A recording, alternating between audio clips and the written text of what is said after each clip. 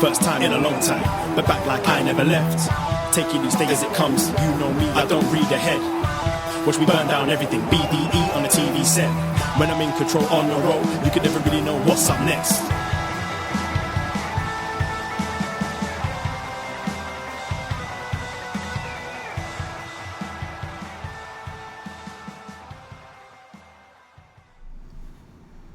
Hello. Hello, hello, hello. Braden Herrington here with Davie Portman for upNXT, postwrestling.com, Apple Podcast, Spotify, whatever podcast app you use, and of course, Twitch.tv/upNXT podcast. Hello, Twitch Room. Hello, Twitch Room. Hello, people. This is the A Show. This is NXT. We are up next, and every Tuesday we talk about NXT 2.0. Yes, we are the BDE. We are your NXT friends. Friends. And I can't do that today. Yeah, friends, that was awful. Friends. You sound almost as bad as Dickie Bird on our watch-along for Extreme Rules. I think he left whatever he had in the Twitch room, and I've picked it up from him. Great. Well, at least we know we don't have... We had to get tested because we were traveling. Did, yeah. So at least, it's just some sort of cold or something from, just from maybe the alcohol abuse. Yeah, I think we've just come back from New York. We went to New York last Wednesday We escaped from New York. for Grand Slam. And we granded, we slammed. We grand and slammed. I got back on Sunday. You got back Monday. It was a very full, boozy trip, and been suffering a little since I got back. I've gone straight back to work. Yeah. Real life. I've realized I haven't really drank much water recently, so pretty dehydrated. Dude, what do I always tell you? I know. Stay hydrated. Stay hydrated.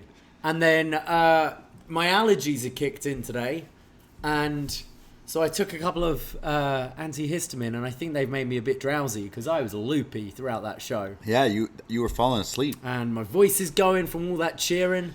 Yeah. For Brian Omega. And I heard you singing Judas. Maybe that's what it was. sang Judas at the top of my lungs. Yeah. No, I think I was sleeping through that match as well. Not during the entrance. It was too loud. No, I saw the entrance. Yeah. It was like nap time. Yeah, I mean, obviously, we're going to talk about NXT, but we did a little bonus show for BD Elite. Our voices were definitely shot for that one. Sorry, guys. And for the audio quality. Same with, we did a BD, behind the BDE for World Champ patrons, and that one was kind of off the wall as well there. But we did one while we were in New York. Yeah, we had quite a trip. We did a lot. We did do a lot. Like going to this wrestling, I was like on the fence about this, and then obviously we kind of figured that was the match that maybe they were going to do. You went to All Out, and you said to me hey, we might get logged down. It might be another real long cold winter. And I was like, you know what? We're double vaxxed. We got to be to kind of do all this stuff. It's hey, you know what? Why not make a trip out of it? And here in the upNXT kind of world, we got a lot of friends down in New York. Shout out. We have friends. We got family friends. We got Daniel, who let me crash with him in Queens. Daniel's a good friend of mine, and that was a ton of fun. We got to hang out with John Cena. We did. Obviously, Shot in the Dark. Frank. Fire Frank. MJ from NJ. I almost beat the shit out of Frank. Yeah. Oh, I thought about it. You're a good loser though, right? Yeah, I didn't. I just shook his hand. I hugged him. Yeah. I gave him a hug. His downfall will come one day. Yeah, I'm plotting. Our BD champion. Yeah. Of course, John Cena. We hung out with him. Go listen to Shot in the Dark every week. He's now stealing Wade's gimmick as the Lego master. Yeah, he works for Lego now. Yeah, so very. We got hookups for Lego apparently. We got to hang out with all you people. We got to hang out with our Walter. Yes. Not NXT UK's Big Walter. Walt Diesel. Big Walt Diesel, who is literally probably 7 feet tall. Yeah. Big friendly giant, I think is the term for him. He showed us around. He was a great guy as well. MJ from NJ. Oh, yeah. For those long-time listeners, MJ from NJ lives the gimmick 100%. No questions asked. 100%. 5 stars in any dome. 6 in the Tokyo Dome. Yeah. TripAdvisor highly recommend MJ from NJ. More to come on Behind the BE next time it comes out. I also saw MJ almost kill a guy. Oh yeah. Yesterday or 2 days ago now. I hung out with MJ. And you know what's popular? It's popular here in Toronto. Those scooters. those like, I'm not talking about like sit down, like driving, like almost like an e-bike. No, I'm talking about like a scooter that's electric, that is like a razor scooter. Like you would kick to push. Okay, yeah, but electric. But they're electric. Like they're popular here in Toronto, but apparently they're super popular in New York. Oh, they're like very popular for the Uber drivers and stuff like that. The Uber Eats guys, right? Yeah, so there's this like 50-year-old dude who's on one. Like he's an older gentleman and he's riding one of these things on the sidewalk, flying. And this is like in a busy street in Manhattan, and me and MJ are walking. So MJ just kind of goes, friend of the show, MJ from NJ, he goes, yo, don't ride these things on the sidewalk, asshole. The guy doesn't hear us, but goes forward. He heard us, but like keeps going. He stops at the red light, the crosswalk, so we happen to catch up to him. Right. MJ's like, hey man, you shouldn't be riding these on the street. Like, look, you're whizzing by people, almost hitting me. Like, I got hit before, he says. Yeah, when I saw him in Chicago, he'd been hit by a scooter that day. So he was like, just like, yo, like, almost got my arm broken. You guys are flying. Like, look, people are on the street riding them. And the guy's like, I don't care. Sorry that happened to you, but like, fuck off. Keeps riding. Whatever. We like laugh it off. Because like the guy gotta be like 55. And he's kicking to push on these. It's like, sorry, you're like 55. Buy a car. Yeah. What are you doing? He's not a driver. He's just some guy. So we keep walking. And then we see the guy on the street. So hey, he did it. He did it. He hears us. He turns around. He comes over. What did you just say? I'm having a day, pal. I'm having a day. Don't make me take it out on you. We're like, all right. Got my cousin Tony D'Angelo who will come and sort you out with his uncle Reggie and Paulie. So the guy disappears. We're walking. Literally like maybe almost 5 more minutes pass. He's back on the sidewalk and he's flying by, but this time he almost hits someone else. This other like older, bigger dude. Right. And the guy's like, yo, hey, what? I'm walking here. Yeah, I'm walking here. So I go, look, he's kicking and pushing again. And MJ's like, you fucking asshole. Well, this guy gets off the scooter, throws it to the thing. He goes, that's it. I've had a day. I'm taking it on you. This guy takes off his wedding ring. He puts his fists up. I kind of like, we got to step in now. I'm like, yo, no one's fighting over the fact you're riding a scooter on the sidewalk. Buy a car. Go on the road. Stop. And then this other like civilian person was like, yeah, like you're not fighting someone. You're an idiot. Yeah. And the guy was like, nope, I'm going to fight you. And MJ's like, I'm not fighting you. So MJ is a hero, doing the Lord's work, telling people where they should be riding their scooters. Well, if people listen to us a lot, they know we have the beef with the cyclists in Toronto, especially in our old hood. Like, look, I'm all for the cyclists, but you got to obey the rules if you're going to be wilding out there. Because no wonder y'all keep getting hit. Yeah. But these people on the scooters are just pure reckless. For those of you new to us, we're BDE. We talk about upNXT, and we like rules. We like following rules, obeying rules. Yeah. Hey, this is a rules-only podcast right here. No nonsense show. No nonsense show. We obey the rules. We had to obey. Grow your mind. Yeah, grow your mind, guys. We had to obey some rules because we're Canadians and we were traveling internationally to go to New York. You had to get a COVID test before you go to the airport within 72 hours. And then when you're coming back, you got to get a COVID test to come back. And if you're not double vaxxed, you got to quarantine. But we're both double vaxxed, so we don't have to do that or whatever. So it was kind of tricky to do all these things, but you know what? It was worth it. Yeah, like it kind of filled up half a day for me getting the test over there, but absolutely worth it. We had a great time. Loved the show at Arthur Ashe. Go and check out our kind of immediate reactions on that on this very feed in our episode of BD Elite last week, where we were joined by John Cena talking about our experience of the show. And then we got to see a load more stuff. We went to the Comedy Cellar on Dougal Street, which that was the first time you've been there. I've been there once before, but awesome spot. You never know who you're going to see. We saw Al Franken from one of the original writers of SNL. Dude, I lost my mind. I was like, wait, I know this guy. Who's this? He's a senator and stuff. Yeah. Or was a senator and stuff. So he was just like, I think he just randomly came on set and just did like a half-hour set in between all these other like up-and-coming stand-up. Like, honestly, everyone was great. Everyone killed. No one stunked out the joint, and everyone had at least one zinger. Like, everyone was funny, but everyone had like one that actually made you really laugh as well. I had an awesome time there. That was a bucket list thing for me. I always wanted to go to SNL and stuff, but I heard that's pretty much damn near insane. And so was trying to get into Comedy Cellar. We just lucked out. So that was a ton of fun. Bucket list we got to perform there one day. One day. It was awesome to see some live comedy. No offense to Toronto comedy where we live, but there's a lot of how do you say, NXT 2.0 enhancement talent. There are, like, everyone's got to start off somewhere. Yeah, you do, and no disrespect, but when you go to like see like when kind of pros, people doing it, and it's like, oh, okay, yeah, this is how it's supposed to be. No, that was awesome. That's something every time I go to New York I want to do. I also went to see David Byrne's American Utopia. I'm so mad you went without me. David Byrne from Talking Heads. Yeah.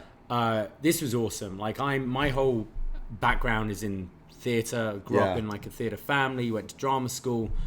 Trained actor.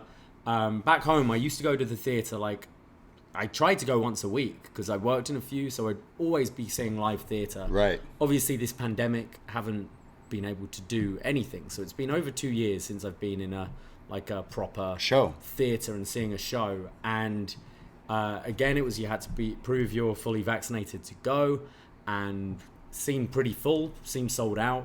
The show was awesome. I believe it's on HBO Max and Crave. Okay. If you want to watch like a video recording of the performance. But I got super emotional there. Oh. Because it was kind of overwhelming. Like, haven't really seen anything for so long. That's how the wrestling felt for exactly. me. Yeah. And then when he played Burning Down the House, he was like, right, like, you're allowed to, this isn't like a normal stuffy like theatre. If you want to get up, you want to dance, you can do it. Just the fire department asks you don't do it in the aisles. So everyone's up and down dancing, and I'm like looking around. I'm like, this is getting me a little emotional here. It was awesome to go to, and I recommend, absolutely trying to go and see that show if you're ever there. Or, did he do? Or catch it on? This Must Be the Place. Yes. One of the best songs. He didn't do Psycho Killer. But it didn't not a Ciampa fan. But then I think it wouldn't have fitted in like the kind of, not story of the show, but everything he's promoting, it wouldn't have kind of worked. But loved that. We saw some other entertainment which we thoroughly enjoyed as well on Friday. I did karaoke. I finally got Daniel, my friend, wanted to take me to the Cobra Club in like Brooklyn somewhere. Brooklyn's just such a fun place. We live in Toronto. It's kind of soft compared to like the giant mega city that is all of New York and everywhere. But we got to see everywhere. We got to see a little bit of Queens. We got to see some Brooklyn. I got to see some Manhattan. I grew up Ghostbusters, one of my favorite movies, and I'd never been to that library. So I went to the library and I walked right in to the security guard right at the front. I said, I need to go to the basement. I need to see the ghost in the beginning of the movie that used to scare the absolute bejesus out of me. I need to confront my fears. Apparently there's no basement, but I got to walk around, which was super nice. But I just also like Central Park on a beautiful day. It's the best. Yeah. Honestly, best park I've ever been to. Also, so weed is not necessarily legal, but it's not illegal. It's legal. It's legal. I think the laws of kind of selling it, I believe, is a bit more of a grey area. But it's legal to smoke weed. Yeah. In New York. Yeah. So I didn't do anything illegal. No. It was great. Yeah. What a great trip. Shout out everyone we got to hang out with. We went to so many like different bars and different spots. We got to meet some people with different connections. There was Brendan. Is it Cassidy from Body Slam? Yeah. The guys from Matt Men. Yeah. We met so many different people. So that was awesome as well. So now it says allow 3 hours to come back because of all the proving your vaccinations and showing your COVID tests and everything. The new LaGuardia airport is super nice. Okay. They've done it up. Last time I went there, it was a bit of a shithole. Yeah. And they've really done it up. And I get there just over 3 hours early for my flight. Probably the quickest check-in I've ever done. 7 minutes. I was ready. I was through. So I'm like, how do I kill time for a few hours? So you know what? I'm glad I bought my laptop because I bought a bowl of ramen, sat down, and put on Zack Sabre Jr. versus Shingo Takagi at the airport. What a match! Yeah, that was a banger. Shingo is on this crazy roll. That Shingo Ishii match is just absolutely bonkers. But Zack Sabre Jr. and Shingo is mental. Like, what? Yeah, I mean, I'm gonna have to rewatch it. Yeah, Zack's got to win. He's got to win. Well, I guess he'll get a title shot anyway, won't he? Yeah. That's how they normally do it. Like he'll do, what is it, King of Pro Wrestling or whatever one's next, like in between now and Wrestle Kingdom. But hell of a match. Like highly recommend going in. The G1, there's definitely been some bangers this year. I think I've chosen the right year to cherry pick. Sorry, Great Khan, Yujiro. Sorry. Cherry pickers here. Sorry, Me too. but I think it's a cherry picking year. But cherry pick the right ones and you get some mighty fine sweet cherries. Yeah, listen here, Stoner friends. Smoke one before you watch Shingo Ishii. Smoke one before Zack Sabre Jr. Shingo. You won't be disappointed. There's probably some more that have come out since, but those two matches. There's another show, in a couple of hours. Those two stand out. You know what? Watching back, and we'll definitely talk about it more on tomorrow on BD Elite, but watching back Kenny Bryanson, what's his name? Daniel Bryanson? No, that's what my buddy Daniel kept calling him that. Wait, yeah, I think he kept saying Daniel Bryanson. And now I said to him, it's going to stick in my head, and it did, like Brick Breaker. Daniel Bryanson. No, Bryan Danielson versus Kenny Omega. I'm yet to watch it back. I definitely plan to. Not so. Not so. What a match. Yeah, there's definitely been some good stuff. It's been a good month, really, in wrestling. Like of having top matches with the G1, with All Out and Grand Slam. There's been and the last takeover. Let's not forget the last takeover. Walter Dragunov. You mean the last? Last takeover. Some really great wrestling recently. There really has been, and I'm interested in seeing more of the G1. Again, more talk on it tomorrow. But Zack Sabre Jr. Bryan has to happen, obviously. Oh, that throughout the whole match, the commentary are bringing up Bryan Danielson's Bryan Danielson. Yeah. Bryan Danielson. It sounds weird. Bringing up his comments about wanting to win back the Bryan Danielson Award, and he wants to do it in the UK against Zack Sabre Jr., who's held it the last few years. Well, I mean, and then Zack calls him out after the match. Yeah, beat the Japanese dragon. Now I got to beat the American. Gone through 2 decades down. Dickheads. 7 dickheads to go. Oi, dickhead. Yeah, I was gonna say. Speaking, I don't know why I'm putting on an accent, doing someone who has my accent. Yeah, you're pretty much Zack Sabre Jr. So there's a lot of there might be a SummerSlam in the UK. In Cardiff. It used to be called, I think, the Stadium of Light. It's definitely one of the best stadiums in the UK. I think it's around 70,000. Wow. It's got a roof. So yeah, SummerSlam rumored for Cardiff, which would be pretty awesome, and I wouldn't mind like going back to London in the summer and then taking a train over to Wales. Would be pretty fun. We made an agreement when we became friends. I believe it was the first night we met. We said if there was a WrestleMania in the UK, that I would go with you. It's not a WrestleMania. I'm sorry, mate. It's a SummerSlam. It'll be nicer weather. It'll be better. AEW goes over there though for like what, another 20,000 stadium. That's good enough. Like they could do Wembley, right? I mean, Wembley's a lot bigger than 20,000. What's Wembley like? Wembley's like 64, something like that. Okay, that's a lot. That's definitely. I mean, you saw it in Ted Lasso. Sorry, Brandon, but we saw it in Ted Lasso. It's a lot bigger. That's one of my favorite episodes. Rash, yeah. I got to catch up. Oh, it's on that. 90,000. 90,000. That's a bit ambitious. That's insane. That's pretty ambitious. What's like the smaller one next to it? The arena there, the O2 Arena or something. Well, there's Wembley Arena. Okay. I think it's called SSE Arena now, which is that's like a Raw arena, and then you've got the O2 Arena, but I don't know if WWE has 12.5 at the SSE Arena, so they could run that. And then the O2 Arena is that's where WWE plays, so I don't know if they'd be able to, but that's 20,000. Right. Damn. Yeah. So, what would the main event? Who's the Brit? Oh, it's Drew. Drew for SummerSlam? If it's over there, you gotta put Drew. Drew I Brock. guess, yeah. Drew Brock? Yeah. Okay. Yeah. Book it. Who else you got? Well, they'll have a few people. They'll have Ridge. They'll have because I mean, that's where, like, with another booker. Yeah. you do the NXT UK Championship headline that, and you do fucking Volta Dragunov 3. No, you do Walter Brock. Walter Brock. Yeah. He's not really like UK, but he's UK. Yeah. Kind of. Walter? Yeah. Like he's not the champion. The But champion's Brock a can Russian. be like, hey, I'm Canadian. Like, yeah, exactly. Yeah, we accept him. We take him. that'd be quite funny. Wembley Stadium, like the English fans backing an Austrian. It's a shame he's not German. That would be even more like ironic. Yeah. But in Wembley. Who's your biggest like star? Drew McIntyre In really. WWE? Yeah, just Yeah, Drew. No, just in general. Yeah, Well, in the world of wrestling, you'd say Ospreay. Ospreay, I guess. Yeah, You hear TJP joined the United Empire. yeah. What a troll job.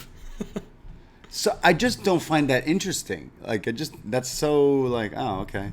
I didn't like the Okan like had one time to really show out, and he didn't really do that for me. Was it the Tana match? Yeah. It's like, yeah, okay. Aussie opener with them though now. I think that's pretty cool. Sorry, it's Aussie Open. So Ospreay is like doing some stuff in like Europe at the moment, I believe. Yeah, And had Aussie Open join him. right. I think TJP's joined him now. Yeah, But not really. Doesn't really like move a needle. Like what does though? Yeah, not well. It's, In New Japan. No, it's no like- offense to him, but like he's like, oh, New Japan shit in that promo when he called everyone pussies, and then he leaves, and then now everyone's like, yo, the G1's on and it's fucking lit. So really, you kind of, but it's okay. He's got TJP, so it's fine. Yeah, I can't like TJP joining. I just it's a think wet he's- fart. To quote Zack Sabre Jr., he's a bit of a dickhead. But I think Aussie Open are a tag team who we've watched in random like indie promotion matches we put on, and they always kill it. Like I would like to see them succeed and move to bigger things because I think they're excellent. Yeah, And having the Ospreay like shine, like Ospreay's gonna be going back for the championship at some point. Like he's a main event now at this point. I think that's good for them. So I am quite happy for those guys. I do want Osprey's pink Versace robe that he's got. It's very nice. Oh, It's yeah? quite nice. A lot of like rappers, fighters rock it, so I do like that. But I feel like it's hard to wash. Is it real? His? Yeah. He was IWGP champion. He wears it a lot. I think it's real. If you know. wear it a lot, it's real. I don't know. Real. I don't know. I'm a hip hop head. ASAP Rocky and all these people, they wear like fucking like $60,000 jackets and then they throw it away. So I don't know. I just know a lot of people from Essex who wear a lot of fake shit a you lot mean of the things time. that fall off the back of the truck at the docks? Yeah, he is an Essex boy after all. So like, I wouldn't be surprised if he's walking around wearing a knockoff Versace. I feel like pink that robe. IWGP World Heavyweight title run, you know, got him that role. Does it really pay that much? I don't know. I don't know. It's a nice. I'm saying it looks nice. I want Gucci slippers to go with it. That Gucci slides.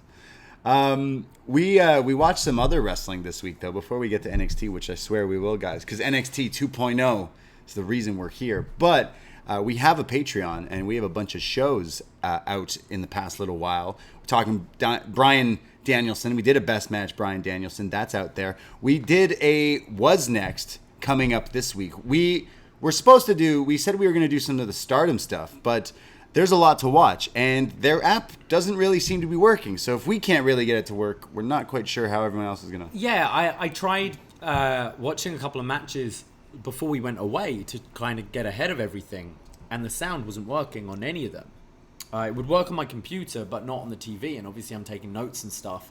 And also, it's just a lot of matches to watch, and we've, as you said, we just got back yesterday, been straight back to work as well. So unfortunately, we've not been able to do this show this time. Maybe we'll do like a best of Stardom for this year or something like that sometime down the line, because we love talking about Joshi wrestling. It's just kind of timing this month with our little break. So we've replaced that show with an episode of Was Next, where we're talking about the May 29th, 2013 edition of NXT. And it's kind of, things are moving on. We've got a battle royal to determine NXT champion Big E Langston's next opponent. And we've got a historic announcement from Stephanie McMahon about the Divas division in NXT. You can certainly start seeing things in NXT. Rusev debuts. Rusev debuts. you can certainly see a lot of things moving towards when people started to hop on to NXT.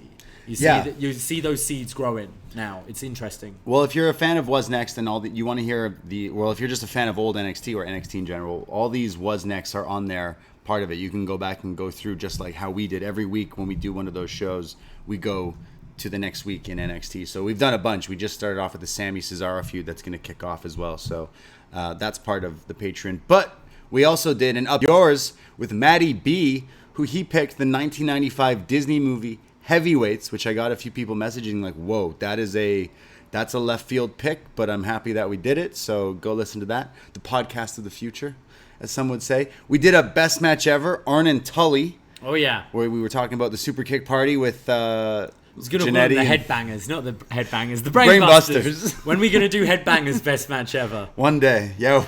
Mosh and Thrasher, love those guys. We might have to. We did Back to the Future Part 2. We did some more Was Next. There's a bunch of stuff in there. Our Summer of Punk show. We also did, because it was Extreme Rules this weekend, we did ECW One Night Stand 2006 because things were really extreme. Great show. On that show, yeah. We had a lot of fun reviewing that show because you have never really seen it in full. No. God damn it, Mick. No, not at all. Terry Funk. I thoroughly enjoyed that one. Yeah. For you world champs out there, like I mentioned, New York City Behind the BD is out as well. But so many shows. Oh, we got a show this week too. Yeah, one more show this week. We've got another Up Yours joined by Andre from Edmonton talking about Red State, Kevin Smith movie starring John Goodman. And I feel it's kind of kick off spooky season a little bit. Yeah. I've had we're in Toronto and being in the States, I keep hearing that America runs on Dunkin'. Yeah. I don't know. Have you heard that before? I have, yeah. So I tried this Dunkin' Donuts, like pumpkin spiced fucking whatever. It was great. I felt so basic. It was so good. I gotta say, it's probably a darn sight better than the pumpkin spice Bud Light seltzer, which was not good. Did you see Ricky Stark's tweet? Yeah, he doesn't like pumpkin spice. He said if he had $1 million, he'd buy all the pumpkin spice in the world just to throw it away. Well, the FTW title doesn't pay enough, I guess. Yeah, clearly not. So we're going to be doing Red State. I've actually never seen this movie, and I'm a big fan of Kevin Smith. I've heard it's fucked up. And John Goodman. Love him. I heard it's nuts. It's very polarizing, I've heard, so I can't wait to watch that. That'll be out this weekend as well. Only $5 North American tier, but if you're not sure and you want to wait, well, October 1st is around the corner, and we'll be coming out with that schedule. And like you mentioned, spooky season, Halloween time, which means we're going to be reviewing a lot of horror movies. We're going to be doing some Halloween Havoc, a throwback review there somewhat, all sorts of stuff. So look for that for the schedule coming out later this week. But yeah, only $5 for all these shows. There's like over 350 podcasts there. What were you going to say? I was just going to say, but spooky season starts next week.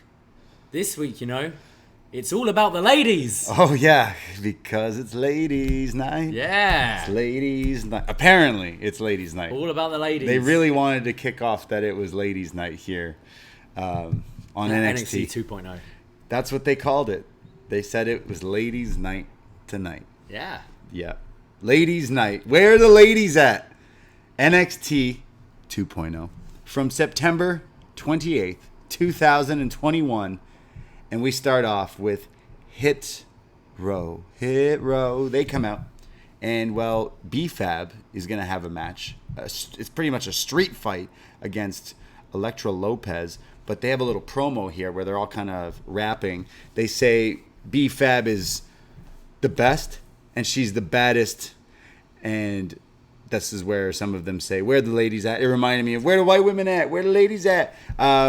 It's Top Dollar who says, yo, it's all about the baddest bit. And he's cut off and says, women. I was about to say women. They're such an edgier show now. So edgy. I don't know if you know that. He calls Malcolm Bivens the bald-headed Bivens, the mastermind of the diamond mine, all 4'9". Ivy kind of fine, though, every time. In the meantime, this little dime of mine. I like that. That was pretty funny. So they're just running down kind of everyone. But they say...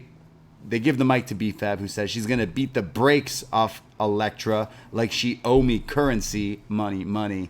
And, well, she's big, but she ain't that bad. And after tonight, she gonna be big mad. So this starts off this match.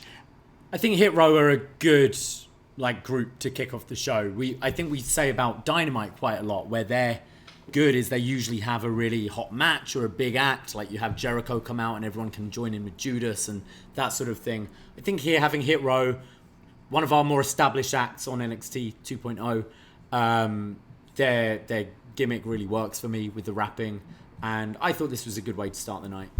Well, the match is B-Fab versus Elektra Lopez in a street fight, but the whole the teams are around, so the two are fighting and it's kind of a brawl, but of course everyone's just now fighting and everyone's fighting, so they go to commercial break, and when we come back we're told look, security took all these people out, all the guys are out of there, it's ladies night, so these two are having a one-on-one street fight as the match continues. B-Fab and Elektra are fighting outside, and then they're fighting over a table, and then it's pushed into one of their guts as Beth Phoenix on commentary is they have, what is it, instruments of destruction? Using these instruments of destruction. I mean, it's a table, Beth. Symphony of destruction. Well, then Wade says, yes, these instruments of torture. These instruments of warfare. It's a chair. It's a chair. But there's then kendo sticks that are brought in here. B-Fab takes these kendo sticks and just whacks Elektra with it. They did a really cool slow motion of this, actually, where you see with the impact, the kendo stick just bend. Yeah. Looked pretty great. I guess a kendo stick is an actual weapon of torture. Yes. But they called the chair. These hurt. You just tap some of these and it stings. Yeah. These aren't nice.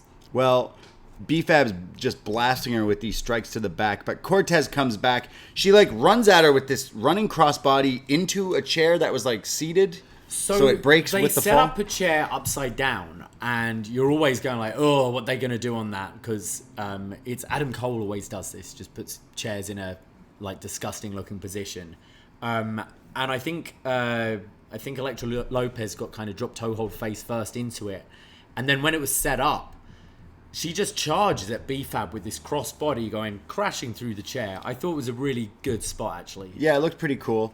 But it's Cortez who hits her with that. Sorry, Lopez who hits her with that, and then does this gut buster, dropping B-Fab onto a chair as well. Picks her up with that blue thunder bomb, and Elektra Lopez pins B-Fab to win the street fight. Damn, Hit Row taking an L. Yeah, during the match, the kind of entourage all got sent to the back from the brawling. I wasn't really impressed at all with B-Fab the other week. I think the plunder in this made her actually work a lot better, and I think they managed to hide the weaknesses and accentuate the strengths pretty well. She can kind of bump around pretty nicely. You know, whenever you see Sasha Banks take a bump, because she's so tiny, it just looks like she's breaking in half. And I thought some of these moves, especially that gut buster on the chair, where normally people protect themselves quite well, she went ribs first into them. I thought it looked pretty cool. More impressive outing from both of these. Still a way to go, but I didn't think this was bad at all.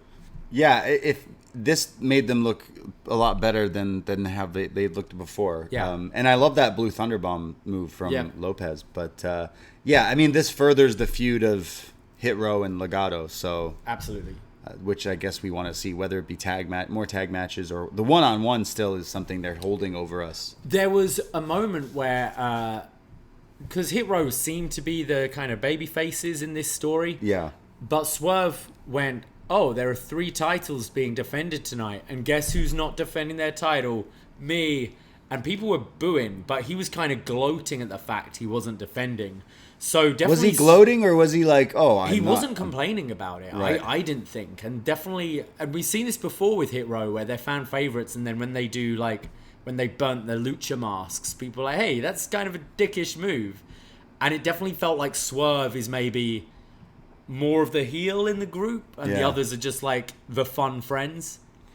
Yeah, I mean, then they called out Diamond Mine, who are heels, but it's another group, so it's they're definitely planting seeds, I guess, for that as well. I still like Hero, and I can't wait for that singles match because it should be good if we get to it. Oh, someone in the Twitch room, Jamie in the Twitch room, I don't know if this is true or not, it would have to be verified, but it says 91 days not defended the North American title. Not once? Has he not defended it once? I feel like he's defended it. Yeah. I would totally believe that. 91 days. I can't think what his last Well, he beat was. Bronson Reed. Oh, and he's been gone for a while. 90 days. Yeah. So, yeah. Wow, weird. If true. Yeah. So, we go to our next segment, which is part 1 of the In-Dex honeymoon. Yes. That's right. Cue the beach. There were the days we dreaded these, and now it's like, oh, familiar faces, thank God. I recognize you people. Oh, Johnny Bananas, give it to me.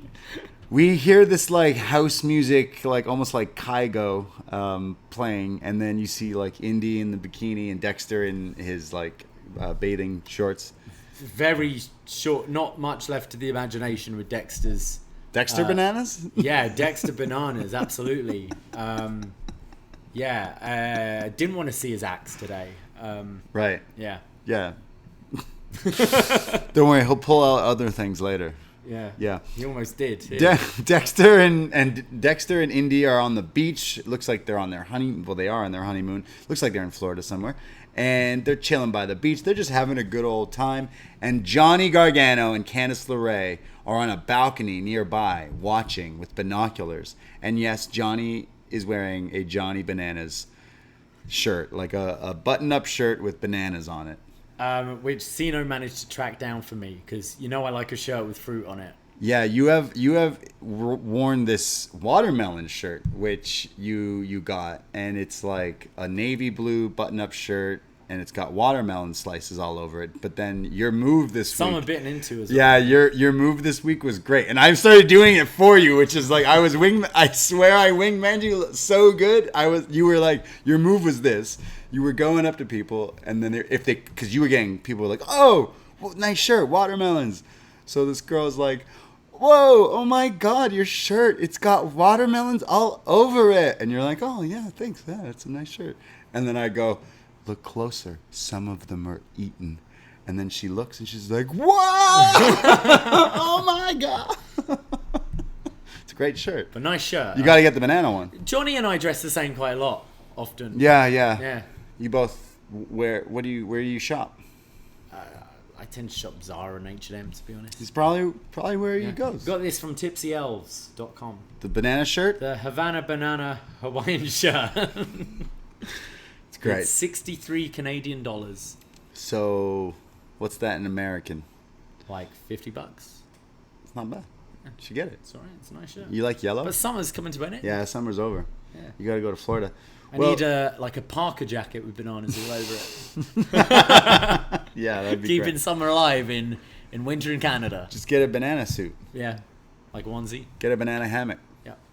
Well, Johnny is spying on Indy and Dexter here. And he's like, what can I do to stop them? And Indy is like, come on, Dex, let's go into the water. So they're playing in the ocean. So Johnny says he's got an idea, and next thing we know, there's a shark fin in the water, so Indy is scared. So Indy and Dexter run away, but then when the shark fin gets a little closer to the camera, it's revealed it's just Johnny. Oh, I thought it was Tozawa. I thought it was LL Cool J. That's right. My hat is like a shark's fin. Johnny's favorite song, Deep Blue Sea. My hat is like a shark's fin. Which, yeah. There was a moment in this when, because Johnny and Dexter have seemed cool recently. Johnny's kind of been accepting of everything that happened. And when Candice says to Johnny, hey, remember our honeymoon? And puts her hand on his shoulder. He has just flashes of like Dexter with an axe and Dexter looking all spooky. So it kind of creeped him out and was like, oh, is Indy okay? Well, he comes out of the water and then he's just walking away and you just hear him go, oh, it's a nice day. It's a beautiful day. Beautiful day. Very weird. Very, very weird honeymoon. This one maybe didn't hit for me. I like Johnny. I like the wedding and stuff, but I was like, all right. I don't know. This one It's fine. Like I've come to accept these. I think they all play the parts pretty well. I do want to see Johnny start to move back into a bit more of a serious role in NXT. But for what they are, I find them light entertainment, and I don't think they're done badly. I think everyone plays their roles. I actually think everyone plays their roles really well in these, as silly as it can be. It was silly, but it wasn't edgy enough. Not edgy. So part 2, it's going to be later in the night. AF. Well, he tricked them to run away from the beach. So where are they going to go if they're at their hotel beach? They're going to go back to their hotel room later on. But guys, never mind that shit, because Joe Gacy is next. I thought we cancelled him. Yeah, we canceled him. Oh boy. Yeah, I forgot to start the show off by going, Braden Herrington here with the little woke boy on the right. YouTube.com/upNXT. Shout out Dickie Bird. He's compiled some of our show clips. Every week he finds clips of the shows, of the topics we talk about, and he clips them. Well, he clipped one of us talking about Joe Gacy and his woke gimmick from last week. And then Fox News did a story on WWE and their new woke heel character. And well, if anyone were to have gone and searched Joe Gacy, for some reason, that little video clip of us showed up on YouTube. So a lot of first time, long times showed up on our YouTube comments, which were just great. Apparently, you're a snowflake. Melting away from the amount of tears rolling down my eyes right now. Yeah, because they made a woke character in the WWE. I also don't think anyone actually watched the video. Yeah, we thought like I don't remember. I remember being a bit confused. I don't remember necessarily not not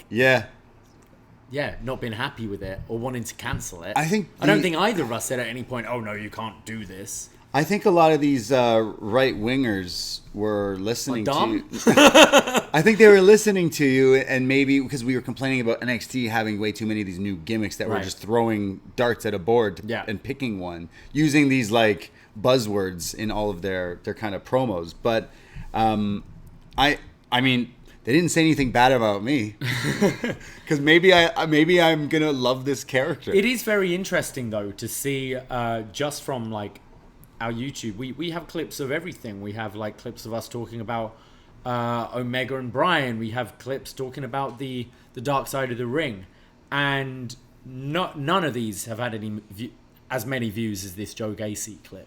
Like, it's one of our most popular videos. Wow. Obviously hit a nerve, or getting into the mainstream media, this character, quite interesting.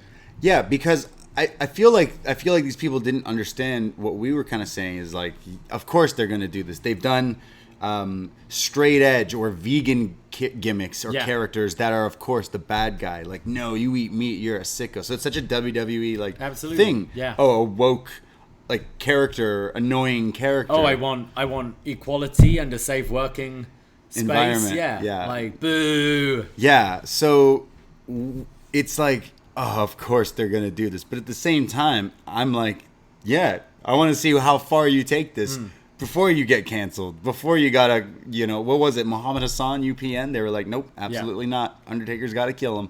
So just like, what's going to happen with this character? There's only so far it can go. They're saying NXT 2.0 is supposed to be this new, edgier, landscape or atmosphere here in the show. Well, then what's this character going to do next? Because they say he's not canceled. You have not canceled him, people, no matter what, you snowflakes. But what is there to cancel? People want to cancel everything. But I don't understand what's wrong with it. Like, to be cancelled. Like, what's... Yeah. Because you're making fun of... a woke person. Yeah, I find it... I do find it, even this week, I think this gimmick has legs, but I do find it a bit confusing as well. Yeah, well, my issue is, like, then he's going to start... He's a bad guy. Yeah. And that's again, people, it's wrestling, so it's such a strong blur of real and fake. Mm-hmm. So is this guy gonna start saying things that really might get people's attention or really start bothering people? There's a lot of things going on in the world in 2021 involving this, left, right agendas on either side, and people being woke and snowflakes or all this shit. So what I'm saying is they could be treading some water, but why not? Look at the traction it got.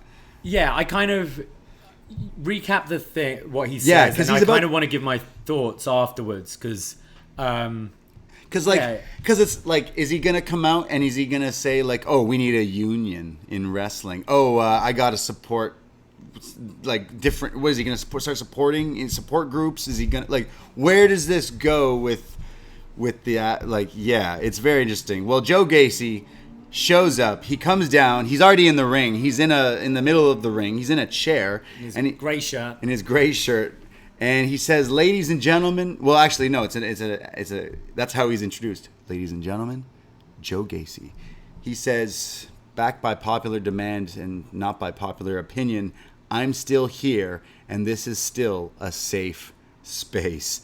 No, I haven't been canceled. I've made a bigger impact than the likes of Ciampa, Roderick Strong, or even Bron Breakker. People are talking about Joe Gacy." He's not wrong. He says, "And I'm only using my words. I don't even throw a single punch." He uses the word obsolete somewhere in there. He also says, "Were you triggered? Did I trigger you? All I saw was you triggered people. Well, Joe Gacy is inclusive." He says, "We can resolve things with a simple mission and resolution. No one person can change the world, but I am here to usher in the new world and the new normal. I don't want to take too much of your time. We got a match coming up later, but thank you for your open minds." Okay, I think he's very good with his delivery, and I definitely think this gimmick has legs. My issue with it still, and this is where I was last week, is he hasn't done anything outright heelish for me to think he's being disingenuous. Right. And that's what I find odd. If against Cameron Grimes he was doing low blows and, cheating throughout it, it's like, well, you're full of shit. But the 2 times we've met him, he's actually just been saying things that, well, yeah, we should be having an inclusive environment. And then the use of the word triggered, which is great, but also it didn't, it just felt like he was plucking it's buzzwords, and together they didn't actually make much sense. So it feels a bit weird, me watching him going, this guy who, as I said, hasn't really done anything heelish. Okay, little arrogant, saying more people are talking about me than they are Roderick Strong or stuff like that. Sure. But I still just find it odd that he's going, just want an inclusive place. Boo! Fuck you, Gacy! It's like, what? That's where I think there's a good idea there with it. It just kind of needs to be put together a little better. I think you've got a good performer. I think you've got something that is going to get under people's skin, which is great. Right. But I need to see a bit more of the dick heel come out for this to work. So would you rather this guy say all these woke things and be acting like he's such a proper nice guy who does want this safe space, inclusivity and all that, but then he's actually an asshole and beats up people? Exactly, because then you know it's bullshit. Yeah, he's lying. Rather than now, it's just a guy being like, hey, can we make this place a bit better? Can we right. He have hasn't a bit done of equality anything and a bit of a safe space? And then there's Grimes being like, fuck you, mate, last week. And the crowd are going, boo.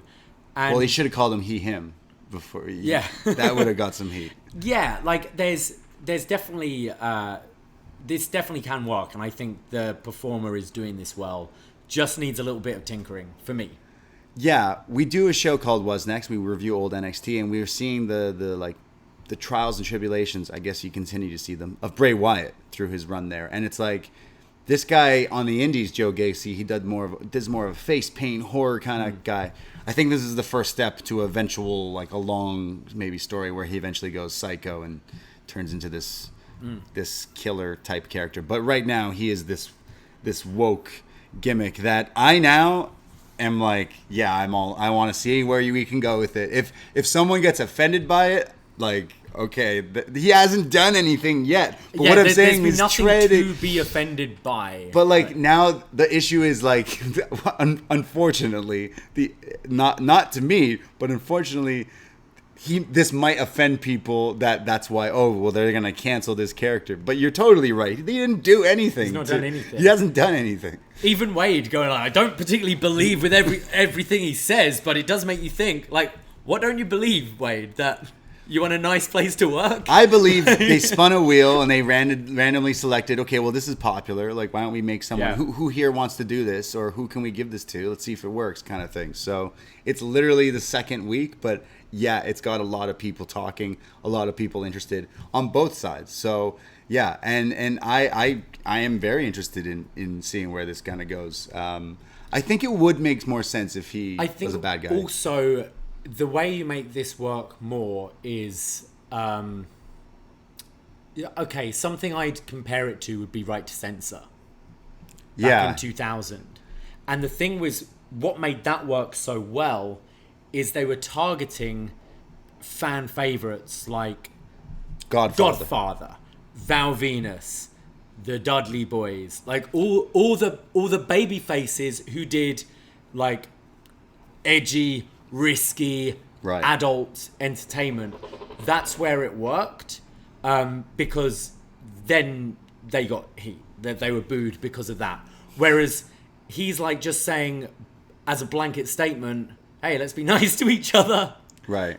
And that's where he needs his own, like, I mean, who would the character be? Well, so sorry, is he gonna now, Joe Gacy gonna start his own faction or stable, now turning other characters here in NXT to woke characters? Maybe. Like, what is he gonna do? And like, if this was a kind of Right to Censor gimmick, but updated to 2021, this will absolutely work, and he's a full-blown heel. But there's not that opposing character for him to really be complaining about. Right. Wow, this is great. They're gonna get like some like psychology majors in here to show up in NXT he should have like debates. Yeah. He should have like discussion panels. He shouldn't wrestle. He shouldn't have wrestled last week. Looking back at it now, you know what would be great is if next week he has a word with Andre Chase and be like, when you yelled bullshit backstage last week, you really hurt Mackenzie Mitchell's feelings when she was trying to do an interview. Yeah.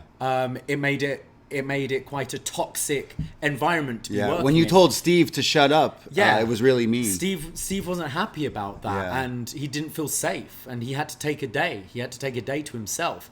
That would work. Yeah. But I don't know who he's talking about right now. Just everyone. I tell you what, we're going to talk about this more than the main event tonight. I'm all in on Joe Gacy. Excuse me. I'm all in on Joe Gacy here. Like, I want to see where this can go with this thing. I also, part of me is like, please offend me. Like, please try it. It'd be great. Because I can't. It's really hard to offend me. But I'm not a little snowflake like you. Yeah. Again, the things that I find odd are like, and this was the thing with, like, I found with the Muhammad Hassan character. Yeah. It's nothing he said particularly offended me, but then it's JR going, "This is America, damn it," and stuff like that, where you go, dude, he's just saying, look, I'm an immigrant and I'm American too. You know? Yeah. And that, yeah. I think Joe Gacy should say that NXT, we're only 6 foot and under 30. What's going on with the body positivity? Yeah, exactly. That would be great. Just like, what are other really top, like, that's what I'm saying. The reason is there's a ceiling because you can't talk about, all I'm thinking about is certain things that like a Jordan Peterson or like a Joe Rogan loves to talk about on their podcasts. And once he crosses this line, like, that's when they'll cancel him. So I think that's maybe where they're like, okay, well, don't let you talk about this, or don't let you talk about that. I think the issue with, and it's always been the case, is WWE can't be really trusted with these subjects. Exactly. It's if you look back when they go, oh, we're going to introduce like the Billy and Chuck wedding.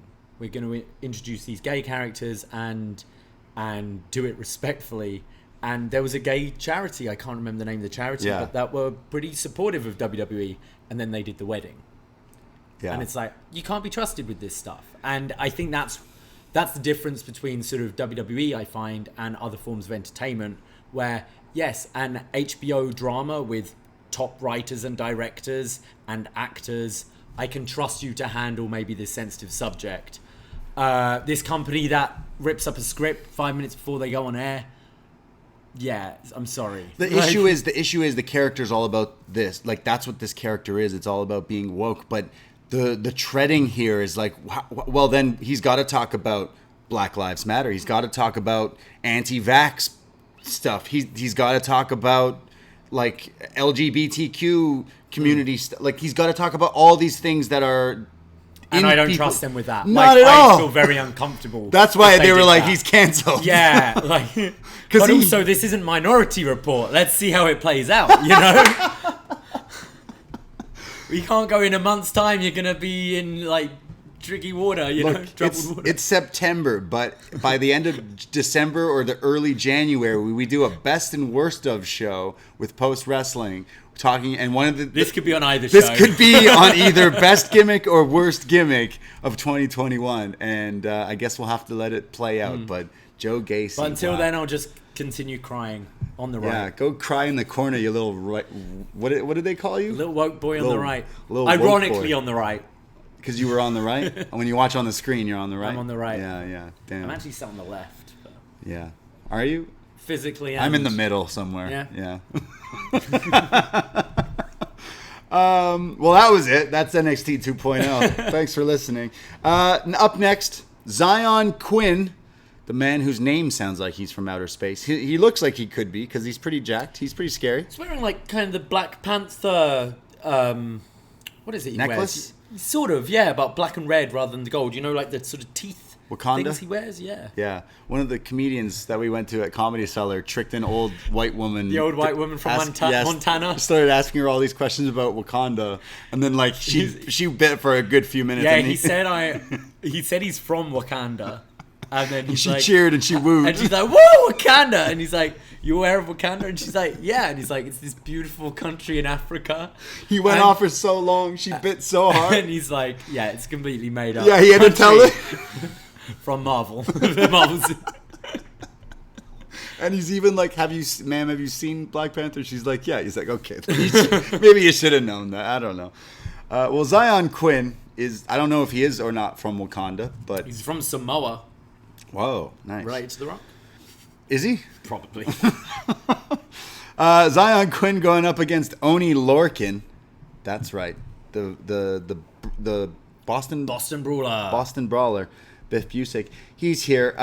Poor Oney. He's getting beat up here. They mention on commentary Xyon Quinn has plates in his face because it's been smashed up a lot. Damn. What's he been doing? Rugby? Is he a rugby player? Yeah. Fighter? It definitely looked like the Roman Reigns lay thing too. People in the chat are like, great value Roman Reigns. There's some strikes here from Professional Rugby League. Yeah, Rugby League. He looks scary. Definitely. He looks like a wrestler for sure. He powers up here. He's beating up Oney every time Oney tries to like slap him out, but he's like powering up. He's like Ishii here. He comes out with huge strikes, a huge headbutt to Oney Lorcan. Yeah, this was actually really cool. It was like a rolling headbutt. Like he spun his body round as he delivered it. I thought it looked great and could have actually been his finish, I think. It should have been, because then he hits an atomic drop, which throwback. Then hits this inside-out lariat, crushing Oney, and then like a running version of the headbutt. Like a diving crossbody with the headbutt, which didn't look quite as good because he's kind of putting his hands up. Yeah. I'd say use this rolling. It's like a Judas effect with the head. Yeah, I would use the headbutt as the finish. It looked really cool. It looked like he didn't hit it's Dragunov's finisher, but he didn't hit it. Yeah. That's what it looks like. Yeah. But yeah, Oney Lorcan loses. Xyon Quinn wins. I think Xyon Quinn could actually be quite impressive. I've liked what I've seen. These 2 weeks we've seen him, he looks scary. I think he's got some cool looking moves. The Twitch chat is asking, is this the chivalry guy? Yes. Yes. Because he held the door for... Yeah. And I think Oney Lorcan was actually a good opponent because, Oney's always going to bring it with his just brawling style with the strikes and he did one really nice throat chop. I thought was pretty cool. I quite enjoyed this, and I'm looking forward to see where Xyon Quinn can go. Yeah, I want to see where he can go. He's big, scary. He does a cool headbutt. Yeah. All right. We go to Grayson Waller. A little video package here for the Aussie Jake Paul, as we used to say. He kind of looks like Vanilla Ice in the face a little bit. Am I crazy? Or this guy from 90210. So Vanilla Paul? Vanilla. Yeah, no, he looked like Vanilla Ice, in the face. I swear. It's a video here, and he says he's extreme. He says he's a risk taker. He says, I jump out of a plane and ask questions later. That's definitely not safe. Terrible idea. Yeah, that's not good. He says, I'm a survivor. And, I see my chances. I take my chances. Well, I saw one, and I took it, and I got a Cruiserweight title match tonight. Saw it. You wanted it. Yeah. You liked it. You didn't get it. Yeah. Well, he got the chance. He's going to fight Roderick later tonight. But I'm always cool with videos trying to show me who someone is, but maybe before you kind of just throw him on TV, act like we're supposed to know who he is, show these before. So, to be fair, this guy's been on 205 Live a bunch recently, right, in the last few months. And we did have him show up with Drake Maverick. I haven't been to... I've quite liked his introduction. It's been a bit less jarring than some of the other guys. It's the new class. You're going to take these opportunities, and it's just we've got a lot of them, I guess, at the moment. We have a lot of them. This was the least annoying I found him this week. I actually thought his promo was a bit more to the point. We'll get to the match later. It's like, what was the guy's name? The Darewolf. PJ Black? Yeah, and Gabriel, Justin Gabriel. What's your gimmick? Well, I like jumping out of airplanes. I'm a risk taker. It's like, what, do you also have tattoos? It's very... Yeah. It's a little played out. Oh, I'm risky. I like extreme sports. He mentioned surfing. He's Australian, so obviously he's surfing. But okay, cool. It doesn't bother me as much as some of the others. It's some of the occupational jobs, occupational gimmicks we seem to be having. At least he's not woke. Yeah, we're Italian. What's wrong with being Italian? Or woke? No. So that match is coming later. We go to MSK. Remember them? Remember the tag? They keep disappearing. The tag team champions here. I swear, every time MSK show up, I'm like, oh yeah, they're tag champs. Yeah. MSK are here. They say everyone's asking us what's next. What's next? What's up next for MSK? Well, we're going to keep smoking the tag division. Oh my God, this is so funny because he's alluding to smoking weed, but he actually meant the whole division. Yeah. And then he laughs because he's like, yeah, but I was actually talking about weed. Fucking really funny. See, that would be another thing. It's what's your gimmick? I don't know, I like weed. Yeah, that's yours. Yeah, so why are they trying to take... No, we had this new facelift for NXT, and these guys were kind of already in this weird transitional thing before this. Some people were like, are they bad guys? What are they doing? And here, they're just doing this exact same... They've got the Casey and Caden thing. I think I love watching their matches. I think they've got so much natural babyface charisma. And they wrestle, they're so fan-friendly with their style, but I find them so irritating when they're talking. And just it feels like they're performing on a kids' show to me. And it's like they're on TikTok all the time. Yeah, and it's exactly. It's just pulling faces, laughing at things that aren't funny. Well, you say kids' show. Jokes. Have you seen the set? No, I know. But yeah, I just find it all a bit obnoxious. No, I feel like they're heels. I find it really lame every time. It's go away heat. A weed joke. I'm just yeah, cool, dude. Yeah, it's very good for you. Yeah, it's very weird. It is. It's very much. It's getting kind of X-Pac heat with me, and I think you need to just switch them soon, very soon. They need to be bad guys. Yeah, for sure. Well, they say that we are not content being tag champions. We want to be fighting champions. So anyone back there want to step up, you can step up and get knocked back. As they're interrupted, the grizzled young veterans come out. And James Drake has the mic. He says, fighting champions. Well, when's our shot then?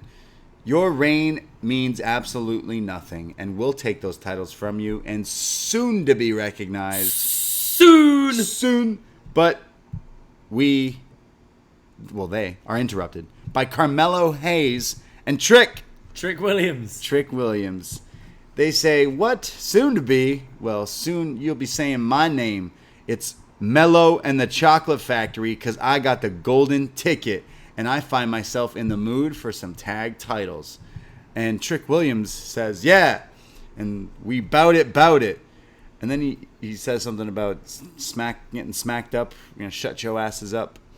MSK are like, yo, guys, the champs are talking.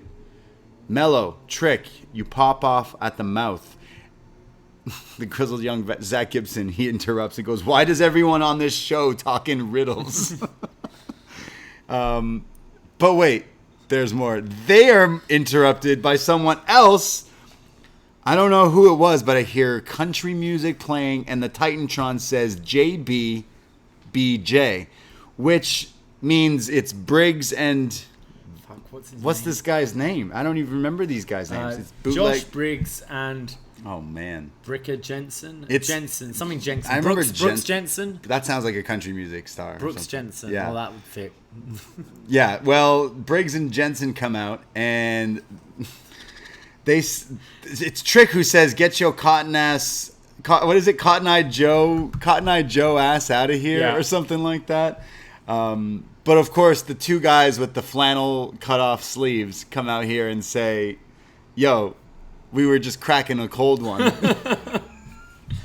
And we thought the first person to look at me wrong is going to get beat up, and it happens to be you. So they attack. Everyone's beating each other up. MSK do some dive to the outside.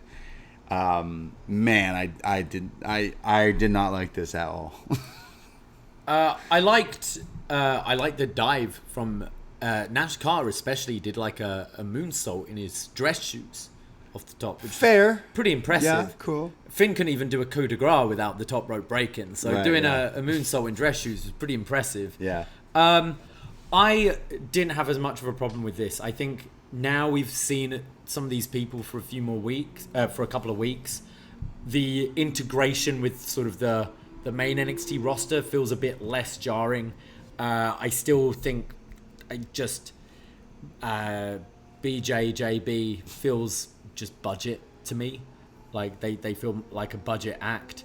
It's the mechanics. It's revival. I'm still not really into Carmelo and Trick's promo yet, but I think it's the right thing having them mix it in with the likes of GYV and MSK. So that I wasn't too against.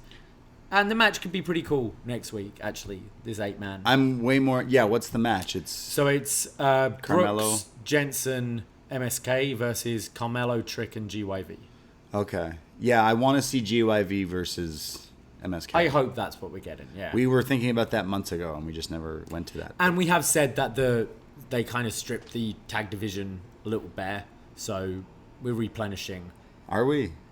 Sorry? We are? It'll take time. It's developmental, with right? Trick and BJJ. Hey, I think GB. In ring, Carmelo Hayes has been very entertaining, yeah. right? We've not seen Trick wrestle yet. No. He could be great. I don't know. Some of the stuff and definitely the mic work needs improving for sure. It's just like these two guys. Oh, what's your gimmick? We're farmers with farmer tans and the cut off flannel shirts and we have to mention beer in here. It's like the same segment. Oh, we like to smoke weed. Well, yeah, we like to drink beer. That's right. It's definitely taking wrestling back. This is what kind of wrestling was 10, 15, 20 years ago. And it's a shame because we've moved away from this, I feel, and now we're going back. But I don't begrudge them for trying out new talent, and mixing up. And it was a complaint about NXT. It was stale for a long time. There wasn't that conveyor belt of people moving up. Oh, this felt so stale, and these are new people. This felt so... I I hate all these people. I like MSK. Yeah. I like Grizzled Young Vets, but you watch this. No, I don't like anyone here. Grizzled Young Vets are just like... I mean, they came across the best. Yeah, they did. 100%. Because they're telling us, why is everyone trying to rap and rhyme and stuff in this promo? This is all over the place for me. I felt so like, yeah, okay, this is like... Are you practicing out here? Is this They are. That is literally what this show is now. Yeah. It's practice. It's Yeah. practice. Practice? What you mean? What you want to talk about practice? Don't talk about practice. Well, we'll see that 8-man next week. We go to Raquel Gonzalez. She's backstage. She says she has her match against Franky Monet. And, well, Franky is going to find out and just become another victim of Raquel when she's interrupted. As Toxic Attraction, Gigi, Jacey, and Rose walk by. And Mandy, with the Megan Fox VMA's wet hair look now, says, "Oh, Raquel, that NXT title looks good on you, but it will look a lot better on me." Ooh. So, Toxic Attraction come out next. Gigi and Jayne are going to go up against Io, Shirai, and Zoey. Almost wrote Deschanel there, but Zoey started. Toxic Attraction versus Io and Zoey. Zoey and Jacey are going back and forth. There's like inside cradles and like arm drags into some pinning attempts, which were pretty impressive from both of them. Stark eventually chops her down. There's then this like double rope jump, flipping, twisting senton thing from Zoey, which was pretty impressive, and especially on the replay. Io's back in. She comes in. She hits like this, like a senton. Everyone's going onto the outside. Gigi Dolin goes off, hits a senton off the top to the outside. Io hits her moonsault to both Gigi and Jacey as they go to commercial break on the outside. When we come back, Jacey's in control with this like knee to the face of Io, which looked nasty. And then Zoey's in with this like half and half suplex, which looks nuts. She then goes for the "you can't escape," which was not quite the "you can't escape," but still looked cool. Then goes for the Phoenix Splash. Yeah, she did it into the Phoenix Splash, but kind of hesitated before jumping up. Yeah. To be fair, Kenny doesn't always hit it either. Yeah.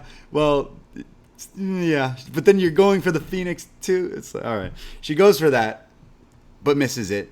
Eventually, it's Io who comes in and hits the 619 to Gigi. I did think all four of them were doing really cool. Yeah. Like, I'm ragging on that spot, but I actually was getting into the four of them interacting with each other was pretty nice. There's then Shirai with a double crossface to both of them at the same time, but Mandy puts one of their feet on the rope, so the ref breaks it up.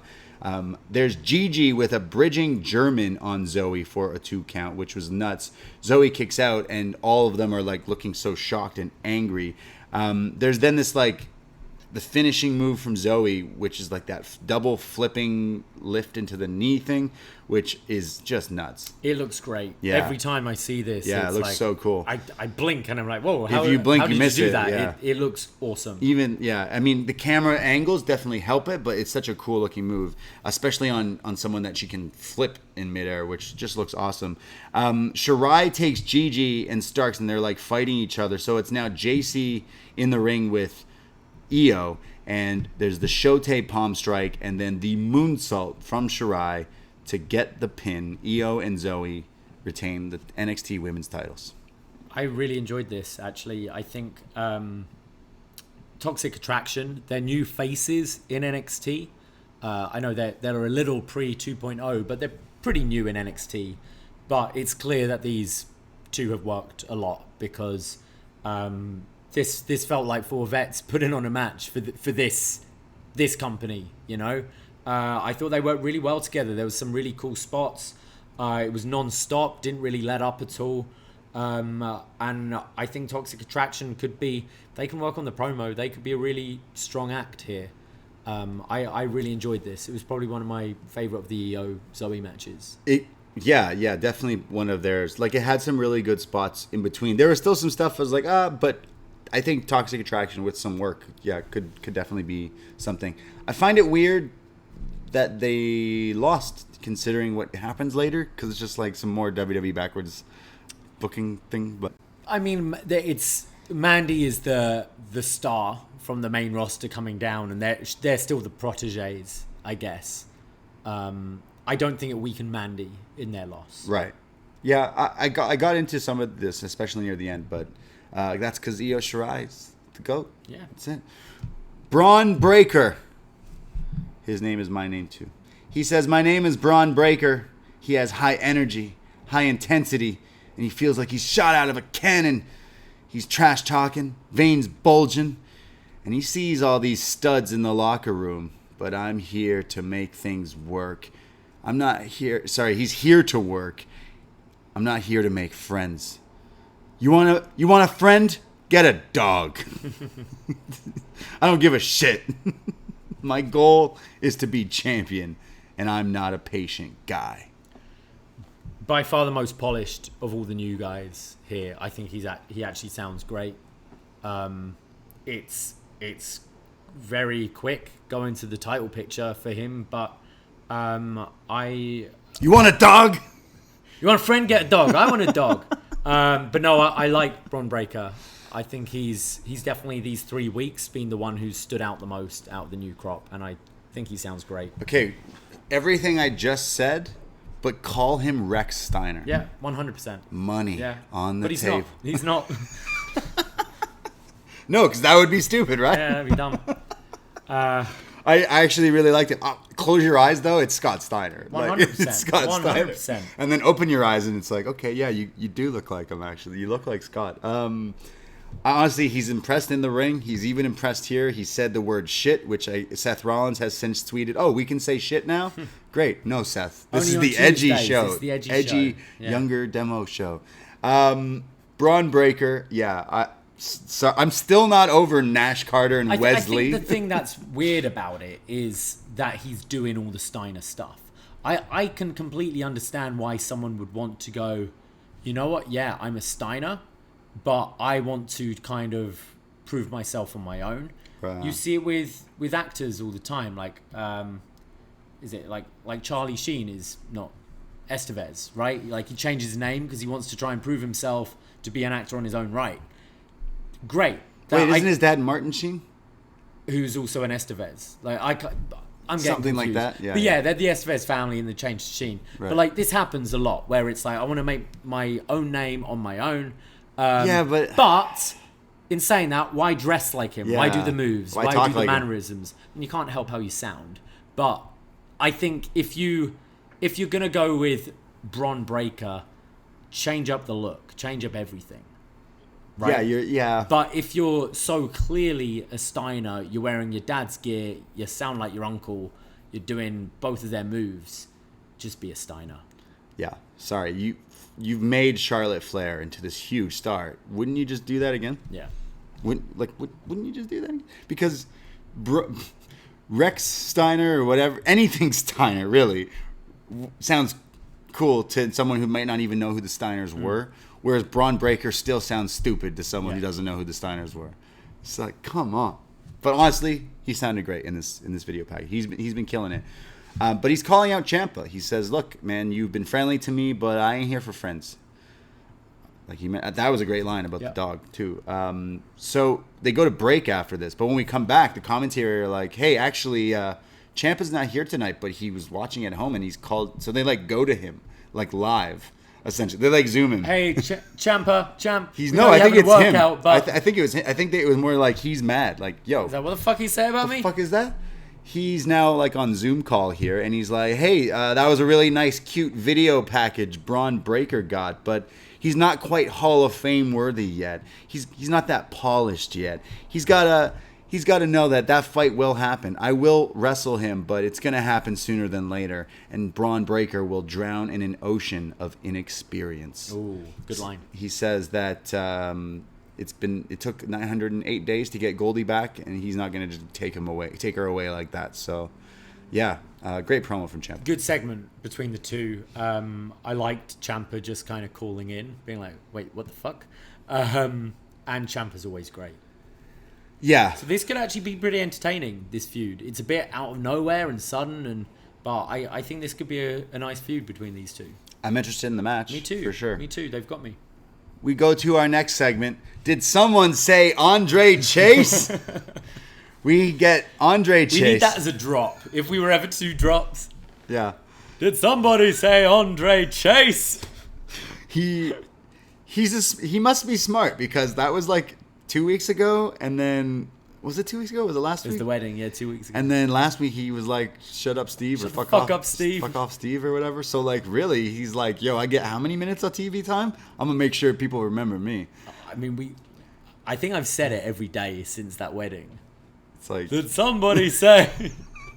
Again, Canadians here, we have like banks like CIBC and TD Trust, Canada Trust and stuff. But in the States, all you see is Chase everywhere. So every time I went to the Chase ATM, which was often, did somebody say Andre Chase? He says, hey, well, he's got a match, actually. Andre Chase is in his Chase University red sweater. He looks like the guy who's in charge of your like college pep rally. He looks like almost like an Archie Comics character. Yeah. He's gonna go up against Boa with Mei Ying, who's just standing outside the ring. So Mei Ying makes her like entrance before the commercials, I think, and then there's like an advert and something, and she still stood there. So when Andre Chase comes out, she's still stood by the ring, and he's like waving at her. He kind of starts chatting some shit to her too. Are you there? He's kind of like, yeah, you're gonna see. I'm gonna beat up you. He says some other things, and then commentary like, is it wise for him like to be doing this? What I don't like is Mei Ying. We've seen her walk around. We've seen her wrestle. It's like she's just standing. Where's her chair? She doesn't need it. Her chair got cut off too in the. Doesn't need it. Doesn't need it. This just stands there.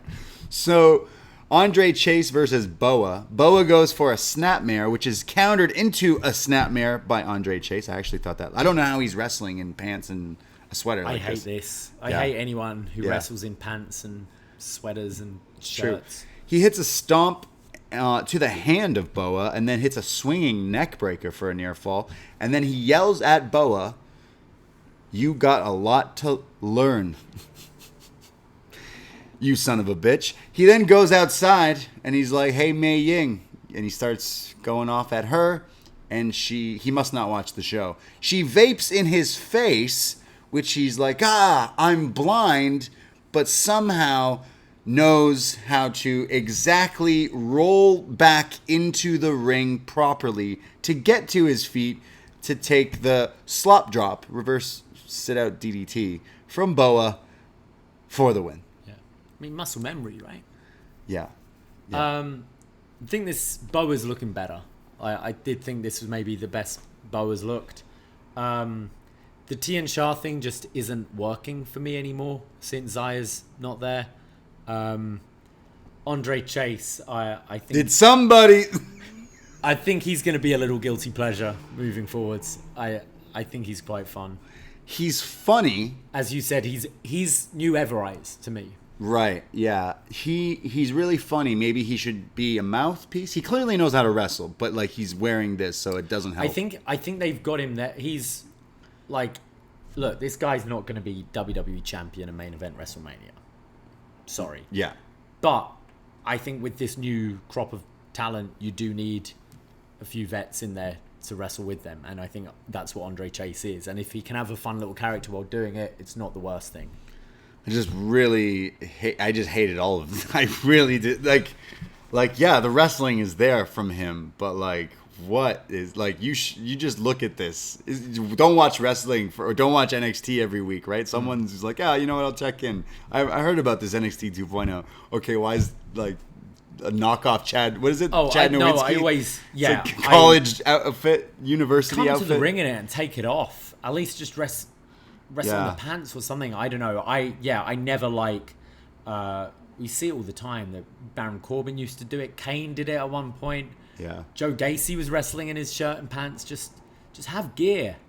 You can have your character thing. You don't need to wrestle. Character thing. It's the university like cheerleader versus fucking supernatural like Chinese killer Matrix guy. What the fuck is going on here?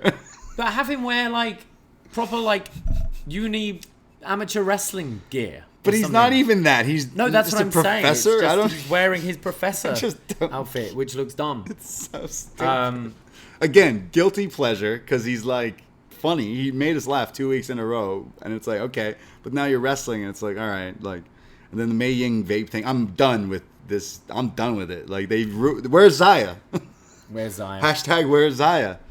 Like, this is not working at all. One of my least favorite matches this year, 100%. And the wrestling part, there was a cool snapmare in it. There was. But, like, dude, fuck. The match wasn't really long enough to offend me, to be honest. The vaping. That's metal in your lungs. Metal in your lungs. That's why he's like, and took the finish. We go to the second part of the honeymoon. Indi Hartwell and Dexter. Well, Johnny and Candice realize that they're in their room. So Johnny goes, well, you know what people do in their room because they have beds, and you know what people do in beds. And then they look down at Candice's baby bump, and they go, uh-oh. So Johnny goes, well, if they're going to do that, they need protection. So he bumps into the hotel maid walking by, and he's like, hey, excuse me, I'm Mr. Loomis in room 112. I lost my key. I was out swimming. Can you help me back into my room? She's like, oh, yeah, Mr. Loomis, of course. Yeah, for sure. I'll help you in. Oh, thank you. So he lets her into their room, but they're not there.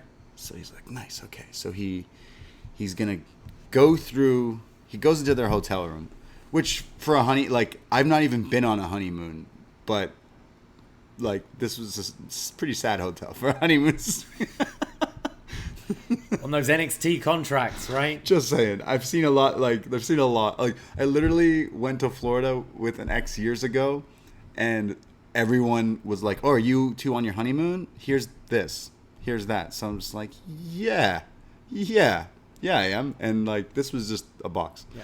But he goes through Indy's, suitcase, and he's, about to put, a condom in... in a package, he's gonna go put it in there, to make sure they have protection, but then realizes, as he pulls out condom after condom after condom, you know why? It's an edgy show. It's an edgy show. He goes, how much protection do these people need? Jeez, at least they're hydrated or something. He says. He says he's so shocked by this, but then he hears Indi and Dexter coming into the room, into the hotel room. So he panics. He freaks out. You know where this is going. He has to hide. So he goes into the closet of the room. Indi and Dexter get into the room, and they start to have a pillow fight. So every time Dexter and Indi are hitting each other with the pillows, Johnny's in the closet, though. He can't hear. So all he hears is, oh, stop it. Oh, ow, ow, ooh, harder. You beast, from Indi as he's shocked. And then it does this, he waits it out, and it does this dream sequence. He thinks they've fallen asleep, right? Yeah. And then he's trying to creep out of the closet. Johnny Gargano trapped in the closet. He's coming out, and he sees Dexter wake up with an Indi sleeping over him, opens his eyes, puts his thumbs up to Johnny, and holds up the dangling packs of condoms hanging there as Johnny and escapes as the honeymoon is over. Wow. That felt like I was reviewing that for a while. I love the thumbs up with the condom. I did find that fun. Condoms. Yeah. The pillow fight was pretty lame. Of things you could do, I think you could have maybe done, I don't know, a massage or something. Oh, lower. Ooh, I don't know.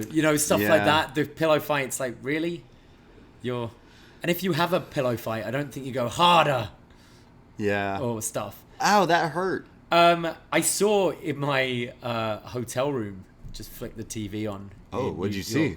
I saw the episode of Friends where Ross is dating his student and Rachel's dating her dad, Bruce Willis. Oh yeah. And they both go to the same vacation house to do the nasty. Yeah. And Ross is hiding under the bed. Right. I thought that's where it was going to go more into. Me too. A bit more of so many slapstick farce with Johnny like hiding under the bed, hiding in the cupboard, about to leave, like Indy saying, "What are you doing here?" Hiding again. I thought that would have been maybe a bit funnier.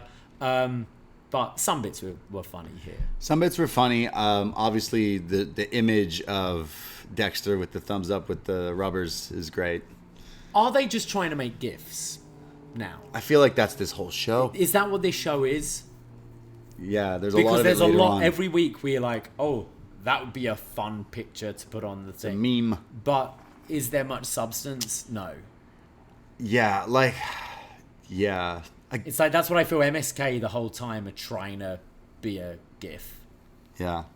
I just they're married. Like, it feels like, okay, it's not you married gave her him. away. Yeah, like you gave her away. You're you cool with accepted them. this. You're cool with it. It's over. Of course they're going Move to on. consummate it. Fuck off, Johnny. They should be going for the tag titles. They should beat MSK for the tag titles. Johnny and Dexter. Yeah, why not? Like, also like, oh, they need protection. Like, what are you, a Right. heel? What? And if you put a condom in the suitcase and they don't know the condom's there, they're just gonna Use it? stumble upon it while they're fooling around. I would never use No. a condom that I just randomly found. Sorry. You don't know. Someone gonna poke It's like, it? Johnny, you've got to have a talk. Like, if you want Indy and Dex to be using protection, you need to talk to them. You can't just hide condoms in their luggage expecting they'll use it. Yeah. That ain't how it works, Johnny Bananas. Yeah. I did like how he not only had the Johnny Bananas button-up shirt, the Hawaiian shirt, he had matching shorts. trunks. Yeah. Like swim trunks. That's where this outfit's going to get rather expensive for me. I That's think. not where You know? the swim trunks are really expensive. Let's look. They Johnny- normally do like, hey, why don't you buy it with this? Oh, I mean, wearing it But at the wait, same have time. you seen these? A rubber ducky fanny pack. Sounds good. Yeah. Yeah, you wouldn't need I'm any getting next protection month's. if you wore that. No. I just I like all the performers in this. Even Dexter, like we've grown to like love this like silly storyline. I think we could have done without this. They could have went on their honeymoon and come back and go, look, we had a great time. This is like we're all family now. We're the way again. So why can't we like do stuff like I would like to see them maybe wrestle. I guess you had to kind of have the honeymoon, but they're Didn't back look, now. It They're didn't look back now. like honeymoon. Dexter should take her to like his spooky shit. Like Halloween Havoc's coming up. We got to stretch out Dexter to October because he's got to do scary stuff. So like, are we meeting his family? Are we going back to the zombie house? Like, you know what I mean? Loomises? Yeah. They weren't at the wedding, but Andre Chase was. Are we gonna do some sort of zombie bride thing for Halloween? Zombie bride indie? Yeah, I guess like costumes. But it's like, where are we gonna go with this now? It seems like the wedding was Endgame, and now we're just like, hey, let's do another one, and it was this Need to do a mixed tag challenge mixed tag. Yeah, kind of thing. yeah. Since Candice is out, she needs a tag team partner. I know her friend Persia, the wrestler, said Yeah. that she was gonna wrestle with Indy. So like, there wasn't a mention of that. Like, just like okay, Oh yeah, no Persia this week. yeah. But it was just like, it was weird. Seeing condoms on a wrestling show is so edgy. So edgy. Damn, not really. These days, millennials, I don't know if, it's a good message, I'm telling you, but Yeah, there's being, other, just being safe. but they're married. They don't, They don't necessarily want kids right away. yeah, but you don't, Indy's not even people- women's champ yet. She's young. Indy's young. She might want to wait a bit. so Johnny's just looking out. Yeah, I think so. Yeah, damn. Well, I want to see more wrestling from them. Johnny just doesn't want to hang around with two pregnant women. Waiting for, it's ladies' night. It's ladies' night. Oh, what a night. We come back from that, and they're like, hey, did you see Malcolm Bivens tweet Missy Elliott? Because she replied. Oh, this reply was essentially she liked the tweet. Yeah. And they bring this up. It's like, really? Because like a lot of wrestlers tweet with like, where's like when Topanga was tweeting everybody? Where's like when all these people were Yeah, tweeting? it was like heart emoji reply. The thumb up. Yeah, they liked your tweet. Like, okay. Wade says that Missy Elliott is in Malcolm Bivens' DMs. Sure. Get your freak on. We go to Roderick Strong versus Grayson Waller. Cruiserweight title on the line as Roderick Strong and the Diamond Mine are waiting. He is attacked from behind from Grayson Waller, who's like psyching him out here as this match starts. Roderick's beating down on him, puts the boots to him. Backbreaker, number 1. There's a backslide that's countered into a similar like backslide. Another backbreaker from Roddy, who then hits this like suplex lift into a brainbuster, which looked awesome. Then locks in this like crossface arm breaker type thing I've never quite seen before. Waller comes back with a spinning discus forearm to the face, rocking Roddy. Then a Macho Man elbow off the top rope for a 2 count. Waller sends Roddy to the outside and hits a perfect looking tope con hilo. Rolls back into the ring. Throws Roddy back. Really nice tope. Yeah. From Waller. As he throws Roddy in, he rolls into the ring to do like a somersault roll, flips up into the stunner. This whole sequence is so smooth. The con hilo and then immediately diving through the ropes into this stunner, I thought looked really impressive. Yeah. 1, 2, Roddy kicks out at like a 2.9. Malcolm Bivens in the whole Diamond Mine, the Creed brothers, and I'm blanking on the newest member there. They were all like selling it like, oh, whoa, like almost got him there. Roddy comes back though. He throws Waller against the ropes. As he turns around, he jumps into the huge pop-up knee from Roddy, who gets the pin. Roderick Strong retains the Cruiserweight title as the Diamond Mine are holding up the Diamond Mine flag behind him like it's an MMA UFC fight or something like that, like their team like pointing at it. And Roddy, still the champ. But this match picked up for sure. Yeah, I really enjoyed this. I think it kind of put Grayson Waller on the map for me. I don't watch 205 Live, but I've heard he has been appearing on there quite a bit. And I think having a match against someone, like we've said so many times, Roddy is Mr. like TV, right? Yeah. He always puts on great matches. I enjoyed this a lot more than the Kushida match, which kind of disappointed me the other week. So I think this did a good job, actually. We've sort of highlighted Grayson Waller a bit in the last couple of weeks, and then he had a really good outing with a good singles match. So, this kind of gave me faith with this new crop of talent here. Yeah, this guy looked fine. Not sure really what's happening with 205. It looks like it's kind of like dark or elevation. Or yeah, maybe that's a better thing for it to be. Roddy retains. No one. Where does he go? Does he have a rematch with Kushida down the line? I think so, yeah. Bigger match, maybe. I got into it, definitely. Waller has something for sure. We go to LA Knight backstage, and he's asked, hey, what's going on with you and Odyssey Jones? And he's like, what are you, the president of his fan club? He had 1 week. Well, he has 1 week. He's going to learn a lesson. And, well, Odyssey Jones shows up and says, a lesson, huh? As both of them are startled by something, as it's Andre Chase. Did somebody say? Who walks by and says, and I quote, "This is bullshit," without a censorship. That was a DQ. It was interference. And he walks by. So while they're distracted, LA Knight then sucker punches Odyssey Jones, beats him up, and says, "See you next week" for his match against Odyssey Jones. But this is bullshit. This is bullshit. What happened? Did Vince finally watch an AEW and go, whoa? He watched that Botchamania and was like, we can say shit. We can say 17 times on a show? Fuck. Damn. Yeah. Shit. Edgy. Bullshit. We get a video for, is it Dante Chen? Who we saw last week beat Trey Baxter in a match. And yeah, he's more of him to come in the future weeks of here of NXT. But the video then cuts to Cora Jade and Trey Baxter backstage. And Jade has a match next week. And she says that she's only 20 years old, but NXT is about to be jaded. And turns to her boyfriend, Trey Baxter, and says, "Don't worry, I won't do anything you did last week." Damn. That's some tough love. And this guy's just okay with it? Yeah. I thought we were getting a superhero gimmick from Trey Baxter, but it might be she's the breadwinner in this relationship gimmick. I don't know where we're going with this.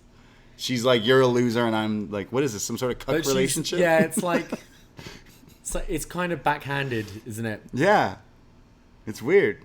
Like, is she a heel and he's a face, but they're still a couple? Well, I think the thing is she's being like, she's saying supportive things, but is it genuine? It's kind of supportive things that makes you feel a bit shitty about yourself. Yeah, someone in the chat saying superhero to simp. We thought he was going to be a superhero. Maybe he still will be. Yeah. Maybe he still will be. I think, the superhero thing's coming. I don't think... Nothing screamed that here, so... Not this week, but there was enough to put him down where he's going to want to change things up. He's got to be evil like her. So he's got to be a super villain. No, I think he'll be a superhero. I think he's going to be like... Oh, you think he's going to be the villain? Yeah. He's going to be a he's superhero, huh? Super villain. It's like the Incredibles movie, the bad guy who thinks he's a good guy. I'm seeing more Butters in South Park. Whenever they play superheroes, he always plays the super villain, but obviously Butters is like the biggest loser of the group. Right, yeah. That could be what it is. What's Butters' supervillain name? It's Captain Chaos or something like that. Hood. Butters, South Park. Yeah, I'm remembering it. It was really funny. Professor Chaos. Thank you, Professor Fire Chaos, Frank, in the chat. Yeah. Yeah, this is going to be Trey Baxter, right? Yeah, that's not a bad shout. I guess more to come. But superheroes, woke people, honeymoons, university professors. Let's go to our next gimmick, guys. Let's go to talk show host. Oh, yeah. The daytime talk show host. The debut of Lashing Out with Lash Legend. No, I got excited. Lash LaRue? No. Wrong Lash. Lash Legend. So this is like a pre-taped talk show. It's almost like like a Wendy Williams, like she's like talking trash about someone and then pictures show up when she's talking about them, kind of talk show. Kind of like yeah, but with like a live crowd here. And Lash Legend, we've heard about her, but we've not seen too much about her. She's the former WNBA player. Ariel something. Ariel Howard is who and she was like a Seattle Storm player for WNBA. So here she is as Lash Legend, and she's got a martini with her like this like dangly thing on it that says her name on it and everything. She talks about the WWE draft this week, and that means, I know a bit about drafts, and she says she's made tons of things. She was drafted because she's made 27 rebounds in a game, and that's big. But hey, did you see Cora Jade and Trey Baxter kissing in the locker room? If Cora Jade and Trey Baxter, Cora, you need a real man like this. And then she points up, and the picture changes to Jiro. Yes. You need a real man like this.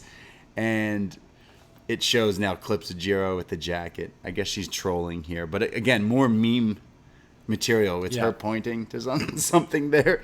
There's then, she says, well, you know what? This is the first person who deserves the washout of the week, Andre Chase.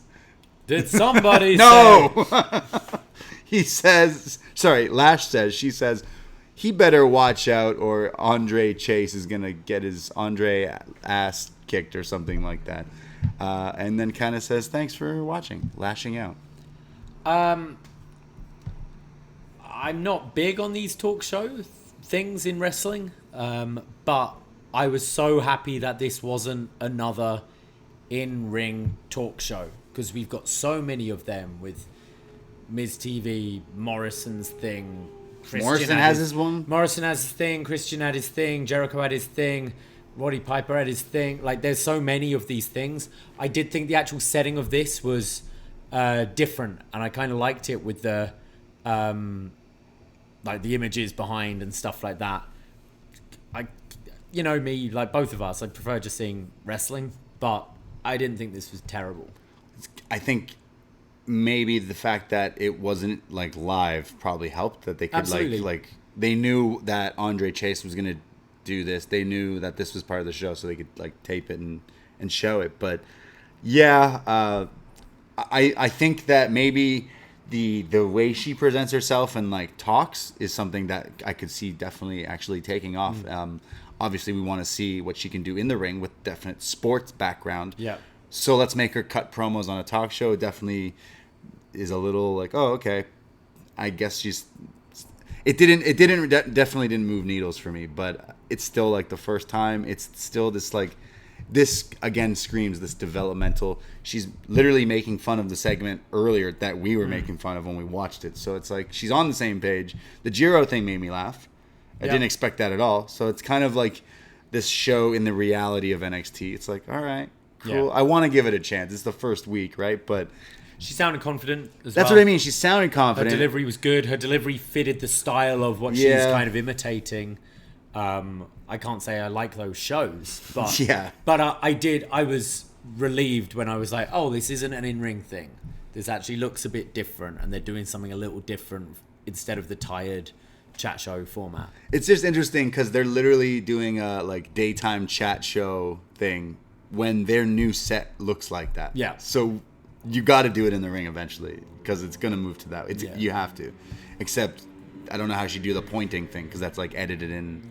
But after. you know, in a studio, if you're going to do it there, do like, you know, you see the host like with the mic going down the aisles, sitting on the steps and talking to, you know, make it more like that rather than just in the ring with a screen and a pop plant or whatever, you know. Regis and Kelly, what was it? Hoda? Who else is the talk show? Ellen. Who did you guys have? I want more like a Maury.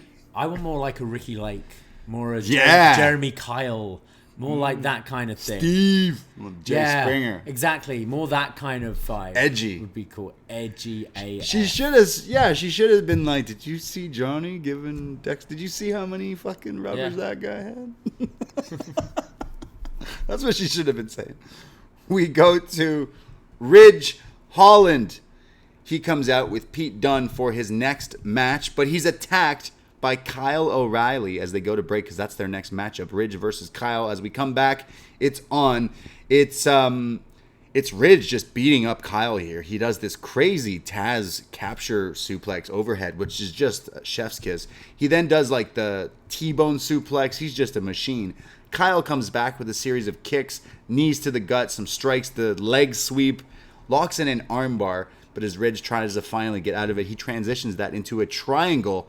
But Ridge then picks him up, does a buckle bomb, and then a gut wrench power bomb, almost like the Hager bomb he used to do there. But it's a near fall. There's then the headbutt from Holland, but Kyle kicks up. He comes back and he does like a kip up and goes up to the top. But this is when Pete Dunne gets involved. So Kyle goes to get Pete out of there. Ridge goes for a distraction, but Kyle moves. Ridge bumps into Pete. Kyle rolls up Ridge for the win, but instantly is attacked from both of them right away as they're putting the boots to Kyle. 2-on-1. He's saved by Von Wagner. The return. Von Wagner. He shows up for the save. So we're clearly getting Von and Kyle versus Pete and Ridge. But I would have just had Ridge lose here because there's a draft this Friday. Oh, yeah. Yeah.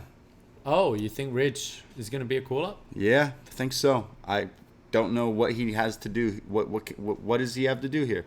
Go Taz suplex people over there. He's big. He looks like Brock. He's British. They need stars. I would do that. Pete can be on his own again. Is what I would do.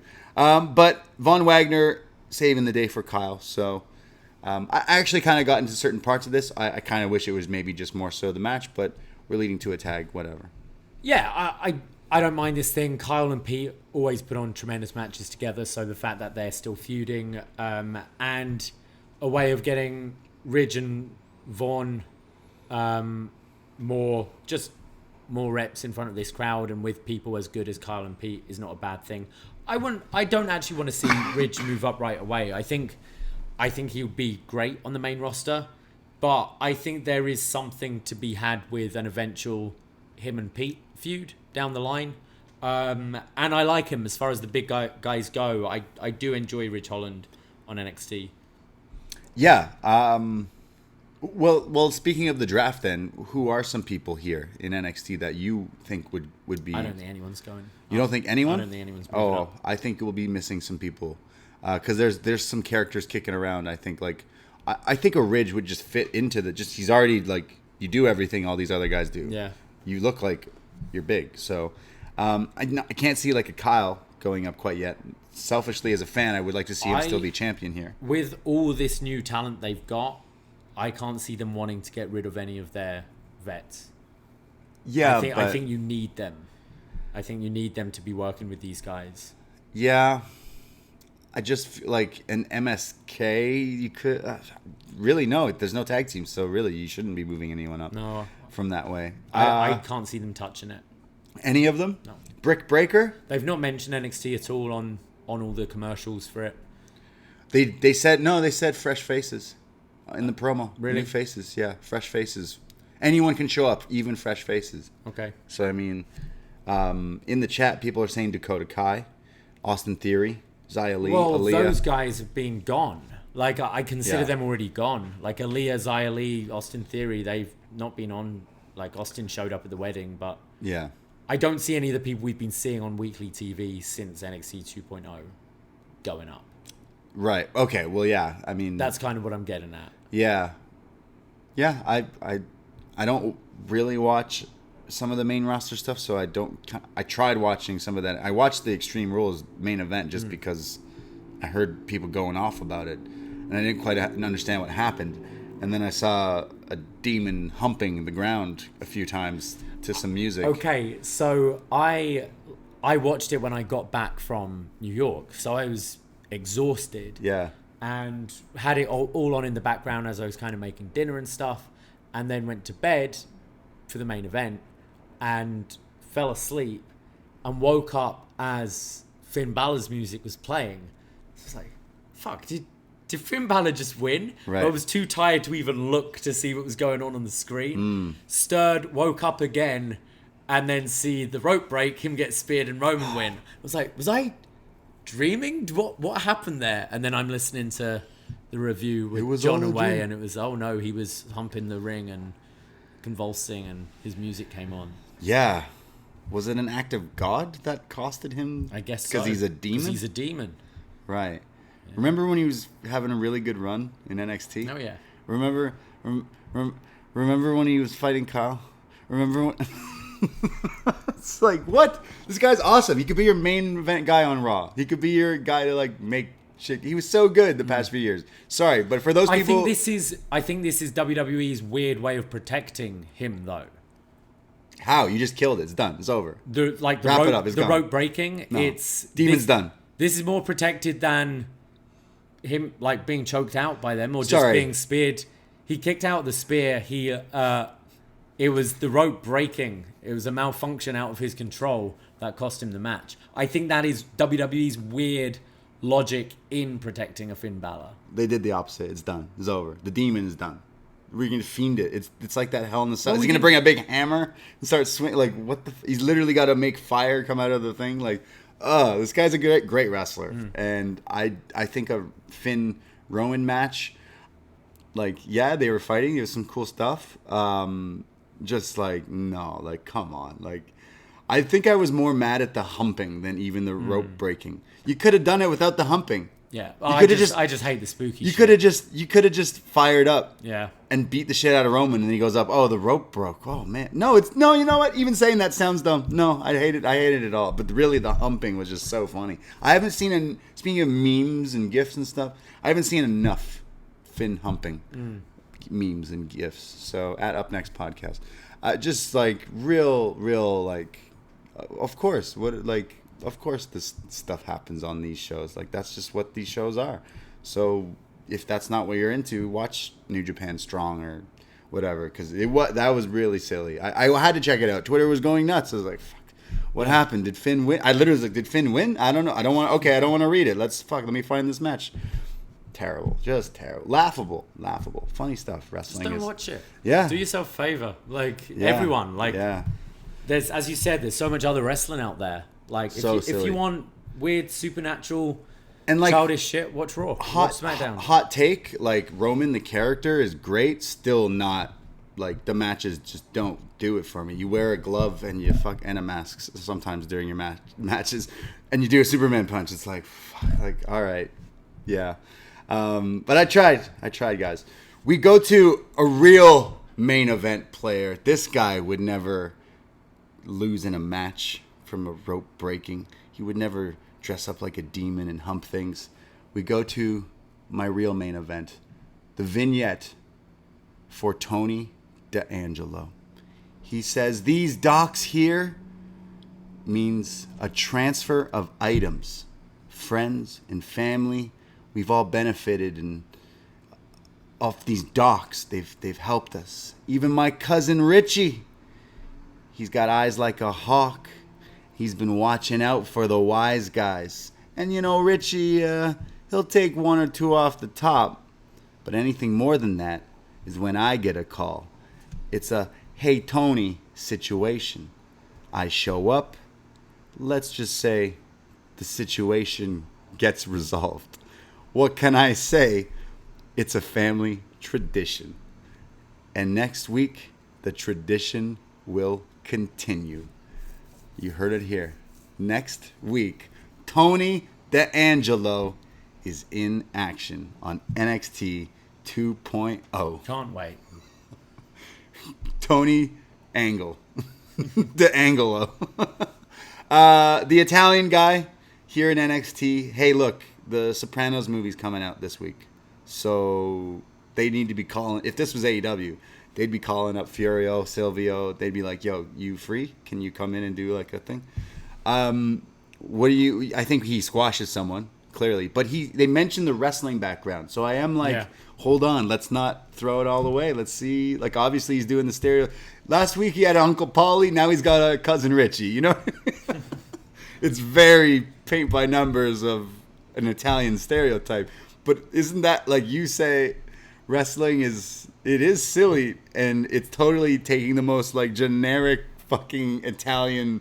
Oh, you're Italian? You're like in the mafia. You're in the mob. I'd like to see him like against just random jobbers, and after the match he wins, and they kind of, get escorted off with his boys, and you're like, oh, what? It's all just suggested. All suggested that he's gonna get like maybe popped. If he were to work, like Joe Gacy should come out and be like, oh, just because you're Italian, you're in the mafia. Like, no, you shouldn't be. You I don't know. I want to see what this guy can do. Me with too. This thing. It's so funny. It's so ridiculous. It's probably my highlight. Like the biggest pop was when his music hit. I was like, oh shit, Tony D'Angelo. I'm sold. I think he's gonna deliver. All you Joe D'Angelo, Tony D'Angelo haters, you're gonna see the new wave we were talking about earlier. In this new crop, the new way NXT is working is literally made to be a developmental feeder system kind of thing. You gotta watch one of these guys and go, can that guy main event a WrestleMania? Let me tell you something, Tony D'Angelo. Sure. Mark my words. Yeah. Bada boom. Realest guy in the room. We go to Franky Monet, who's already in the ring, as is the NXT Women's Champion, Raquel Gonzalez, because this is our main event. With like 6 minutes to spare, we're going into our main event. Franky Monet, Raquel Gonzalez. There's a slap from Raquel, a slap from Franky. It's a slap fight. They're slapping each other. Raquel gets mad, picks her up, fall away slam, and then a sidewalk slam for a 2 count here. They're then brawling around on the outside. Robert Stone and Jessie Kamea are like in her corner shouting at Raquel. I believe Franky Monet, Taya Valkyrie, definitely wrestled. She's Canadian, I believe, but wrestled a lot in Mexico. I think she's got Mexican She's background. yelling at Raquel here in a lot of Spanish. Oh, chingona, and like a lot of stuff. Picking her up, beating her down here. Hits a clothesline in the corner, and then another one. Leg scissors on the champion here, but Raquel fires up, beats her up, picks her up, chingona bomb, and Raquel pins Franky to retain the title. But the real story happens after the fact, with Toxic Attraction coming out, and they stare down Stone and Jessie Kamea, but beat them up, beat up Franky, come in the ring, circle the ring, as Wade Barrett says, it's like Nexus, as they get in the ring, and Toxic Attraction beat down on Raquel, and Mandy Rose holds up the NXT Women's title as NXT goes off the air. I didn't think a whole lot of the match, to be honest. I can't say I'm particularly into Franky Monet. It was heavy hitting. Like, they're both kind of more on the like powerhouse side of the division. So it was kind of cool seeing Raquel against another sort of stronger, bigger woman. But I can't say the match really delivered much for me. I am interested in the direction with Toxic Attraction and Mandy Rose. I think Mandy's looked good in the matches we've seen her in, and especially that Brunette tag match Mandy. the other week. Yeah, Brunette Mandy, it's working. So be interested to see her in a singles match. And I don't mind that as the direction moving forward for Raquel. It does feel somewhat fresh. Yeah, I mean, Raquel is someone you could put in the WWE draft. But she is our champion here, but that doesn't seem to really matter. Mandy could be champion. That's kind of what I mentioned earlier, that maybe if they won the tag titles, this make it seem a bit bigger. But maybe that's something going forward, like the toxic prophecy, if you will.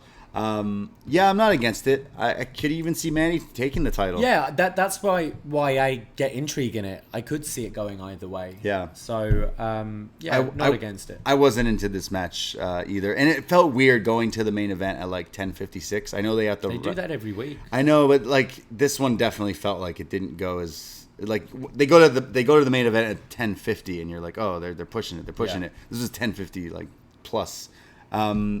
Yeah, it was a cool angle. I liked them circling Raquel like the hyenas and then attacking her, and it sets up some intrigue there. But there were a lot of highs on this episode, but for me, it just I wouldn't even say lows, just like stuff that I was like, okay, this is what the show is now, and I'm still in this transitional period as the fan of watching this show. It's like changing the course of a show really heavy. It's like if you were watching a long time soap opera every week or every day, it's like, okay, all of a sudden a lot of things are out the window and here's in this new thing. So it's a transitional thing. They did a pretty like hard reset with the show. Yeah. I will say this week, I quite enjoyed this week actually. I think they got rid of all the squash matches. The last few weeks it's been squash, main event. It's been dizzying. There's been so many things going on, so many new people. Remember last week we were having a match, then we cut to backstage to something else happening, and then we were back to the ring. This felt like it was formatted more like our regular NXT that we've been watching the last few years, just with some new faces. But I did feel they mixed the new faces in better. It wasn't quite as jarring because we've seen them the last couple of weeks. And I enjoyed the women's tag match. I enjoyed the cruiserweight match, and I didn't think the street fight at the beginning of the show was terrible. So for me, this was a much stronger show this week, and I didn't feel as upset and angry as I have done the last few. Yeah, it didn't like make me angry or upset. It's just play fighting, but I still am like, oh man, like I've been to takeovers, you know? Like supported this brand for a while. It's Hopefully we'll get there again. Like you look at where we are in NXT 2013. In Was Next. You're looking at those guys. You go, you're not going to sell out the Barclays Center. They will in a couple of years from this with a lot of the characters we're watching. So it's going to get there. And as a developmental system, you could argue it has failed because it hasn't been producing the stuff that they want for Raw and SmackDown. Which is on them. It's completely on Vince and but no, because right now WWE has the most talent that they've ever had, and they don't treat it right. Sorry, you just had 100%. But I'm saying for their vision of what they want wrestling to be, NXT's failed. Yeah. For the vision of what an AEW or a company like that would be, NXT is fantastic. It's a great system to go through to move on to somewhere else. It's just Triple H, obviously wrestling fans, we got a love-hate relationship with Triple H over the years if you're a long time. But like what he did with NXT made everyone kind of turn around on their thoughts of Triple H. Like, oh, he kind of gets it. And if this guy's supposed to be the new Vince, like then he might understand. And then it's also almost like he was going the right way, and someone went, well, yeah, we could do that with a different company. So it's almost like AEW stole that complete thunder. They made it that cool show.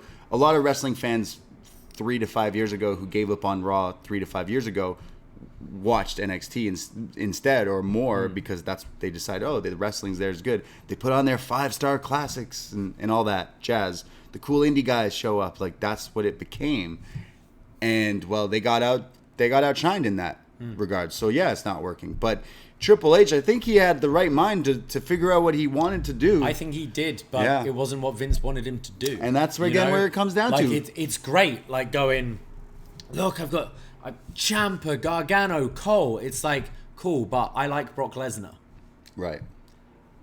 Where are you going to go? Sorry, my stars have been Brock Lesnar, The Rock, Hulk Hogan. Sorry, Johnny Gargano? No. Adam Cole? No. Sorry.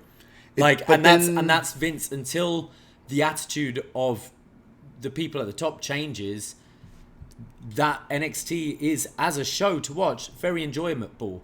As developmental for your main roster, it failed. Yeah. It's unfortunate because where it was going was like, it was the real cool show. We had the Cruiserweight Classic NXT stuff. You had all these like you did the Forbidden Doors. You know what I mean? Like you were doing all this stuff anyways that now is like on a bigger scale and then making people more excited in wrestling they've ever been in a long time. And it ain't in this product. So it's like, sorry. I still think it's like Vince still is in his own ways and he's doing it his way. And a lot of people who watch Fox like Brock Lesnar. So if it ain't broke, don't fix it mentality. But like, damn, as fans, we're like, some people still love it. And hey, that's again, you're not wrong if you loved Finn Balor versus Roman Reigns. We're all allowed to think. I said in the chat today, like, yo, some people find Kevin Hart funny, some don't. Yeah. It's fine. You're not wrong if you don't. It's okay. You can like Drake. You can like The Weeknd. You know what I mean? It's okay. Absolutely. However, NXT this week, I was a little on the fence for this week, but I am optimistic on a few different things. I'm optimistic that we get Dexter and Johnny now as a team, which sounds weird considering the past year of stuff. I'm optimistic of a Tony D'Angelo, the Italian Kurt Angle. And I'm optimistic in seeing where, like, maybe, the women's title what goes. Roddy's going to do with the Cruiserweight title. Yeah. I think the Bron Breakker Ciampa is interesting to me. And Legado, Del Fantasma, and Hit Row are still entertaining for me. So I don't think it's completely dead in the water. It is a different show now, but I think it's still going to produce some good wrestling. 100%, and I hope it still does. That's what Tony D'Angelo is going to do. He's going to clean up this town. Let's go to some feedback to see what you guys thought of NXT 2.0. We go to Corey, who writes in, woo boy, this episode of NXT was rough in almost every aspect. The only real positive thing was the Cruiserweight match, which exceeded my expectations. All the women's matches were rough. B-Fab Elektra Lopez was outright bad. Shirai Stark versus Toxic Attraction was rough, but mainly because Gigi and Jacey are just not good as a team. They have zero chemistry together as a team, and it shows. Doesn't help they aren't believable as a threat to the tag division, considering they're 0-2 and now 0-3. Raquel Franky wasn't very good either. It felt very sloppy at best, and the title feud going forward is going to be Mandy and Raquel, apparently. Those matches are not going to be good. This just going to say this now. Toxic Attraction is over in the sense that they are a trend on social media, but they are incredibly green, and it concerns me that they are just the center of the division. All right. We go to Five Frank, who says, shout out Colors. Waller Roddy was very good, and I actually enjoyed the women's tag match. The In-Dex honeymoon shenanigans entertained me. The thumbs up killed me for whatever reason. Shout out the banana shirt. More in ring this week now that we have been introduced to all the new talent. Good to see Boa at least and May and her vape. I like that Ciampa couldn't be bothered to go to work this week. Long live Joe Gacy. If someone wants to get me a Christmas gift, I wouldn't mind a Chase U sweater. Can't wait. Our Paisan Tony debuts in 7 days. Paisan. Okay. 7 days. And then we go to Dylan, who writes in, couldn't disagree more with the first comment. I thought the show was quite good. B-Fab Lopez worked as a car crash, no DQ, hid some of their greenness. Gacy's not a woke heel. He's a fake woke heel. Fingers crossed I'm right, and he's the psycho underneath this veneer. Yeah, I think that's the direction. Cruiserweight title match was surprisingly fun. Roddy's KO knee looked brutal. Waller sold it well. The promo segment with MSK and the tag division was hilarious. Gibson's "Why does everyone around here riddle?" got a legitimate giggle from me. Briggs and Jensen are cheesy as fuck though. And where were Imperium? Oh, yeah. They're in the draft. They just lost, though. They're in the draft. Yeah. Look, they're coming for that Italian demo. Fabian Eichner. Is Marcel Bartel's not Italian, too? Marcel's German. Okay, all right. Sorry, Dylan continues here. In-Dex segments were good fun as usual, especially Candice gesturing her own baby bump in response to what's worse that could happen. Zion Quinn impressed me tonight. I love him using the haka for his entrance. Lash legend at NXT's Wendy Williams, and I hate it. Worst part of the show by far. I'm never upset to see Kyle O'Reilly get a big win. Hopefully this goes into a full feud with Dunne as their big meaty sidekicks stay away for a bit. Main event was fine. Setting up Mandy Raquel is smart. So some mixed reactions from everyone here, which I think is what I feel from kind of everyone from the first few weeks out so far of 2.0. Like a lot of people are saying this is what NXT kind of was before anyways. It's like a whole new reset, and a lot of people are kind of like, all right, I'm done. I've checked out, but you still listen to us. So that's what we're here for. Absolutely. You don't want to watch it? You can listen to us talk about it. That was NXT. Guys, thank you for listening. And hey, I made some reference to the because I love Tony D'Angelo so much, and because the Sopranos movie is coming out this Friday. Is it the Saints of Newark? No. Many Saints of Newark, yeah. Me and John Cino, Shot in the Dark, we're going to be doing a review. I mentioned on the show many times that The Sopranos was my pandemic show. So now that the movie's out with Tony's son, I thought it'd be the reviews of it are pretty good. So me and John Cino are going to review it. I think we're recording Monday. So I might make some sort of feedback thread for any Sopranos fans out there. We'll definitely be doing a Sopranos movie review out sometime next week. So thanks, guys, for that. And hope you enjoy it. Sounds good.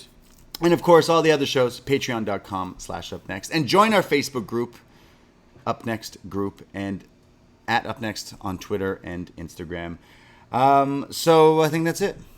That is it. It's been a long week for us, guys. We'll be back tomorrow with BD Elite, talk all about Adam Cole and Jungle Boy. And it sounds weird to say because we were talking about him just weeks ago on this show. We were indeed, yeah. yeah. BD Elite coming out tomorrow on this feed and all the stuff. Go check it out. I myself, Braden Herrington. You can find me on Twitter and Instagram. I'm at @TheBrady.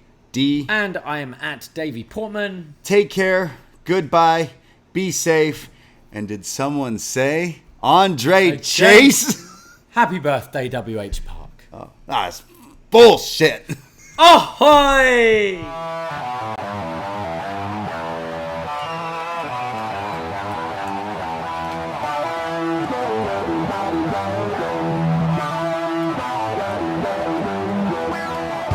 First time in a long time, but back like I never left. Taking each day as it comes, you know me, I don't read ahead. Watch me burn down everything, BDE on the TV set. When I'm in control on the road, you could never really know what's up next.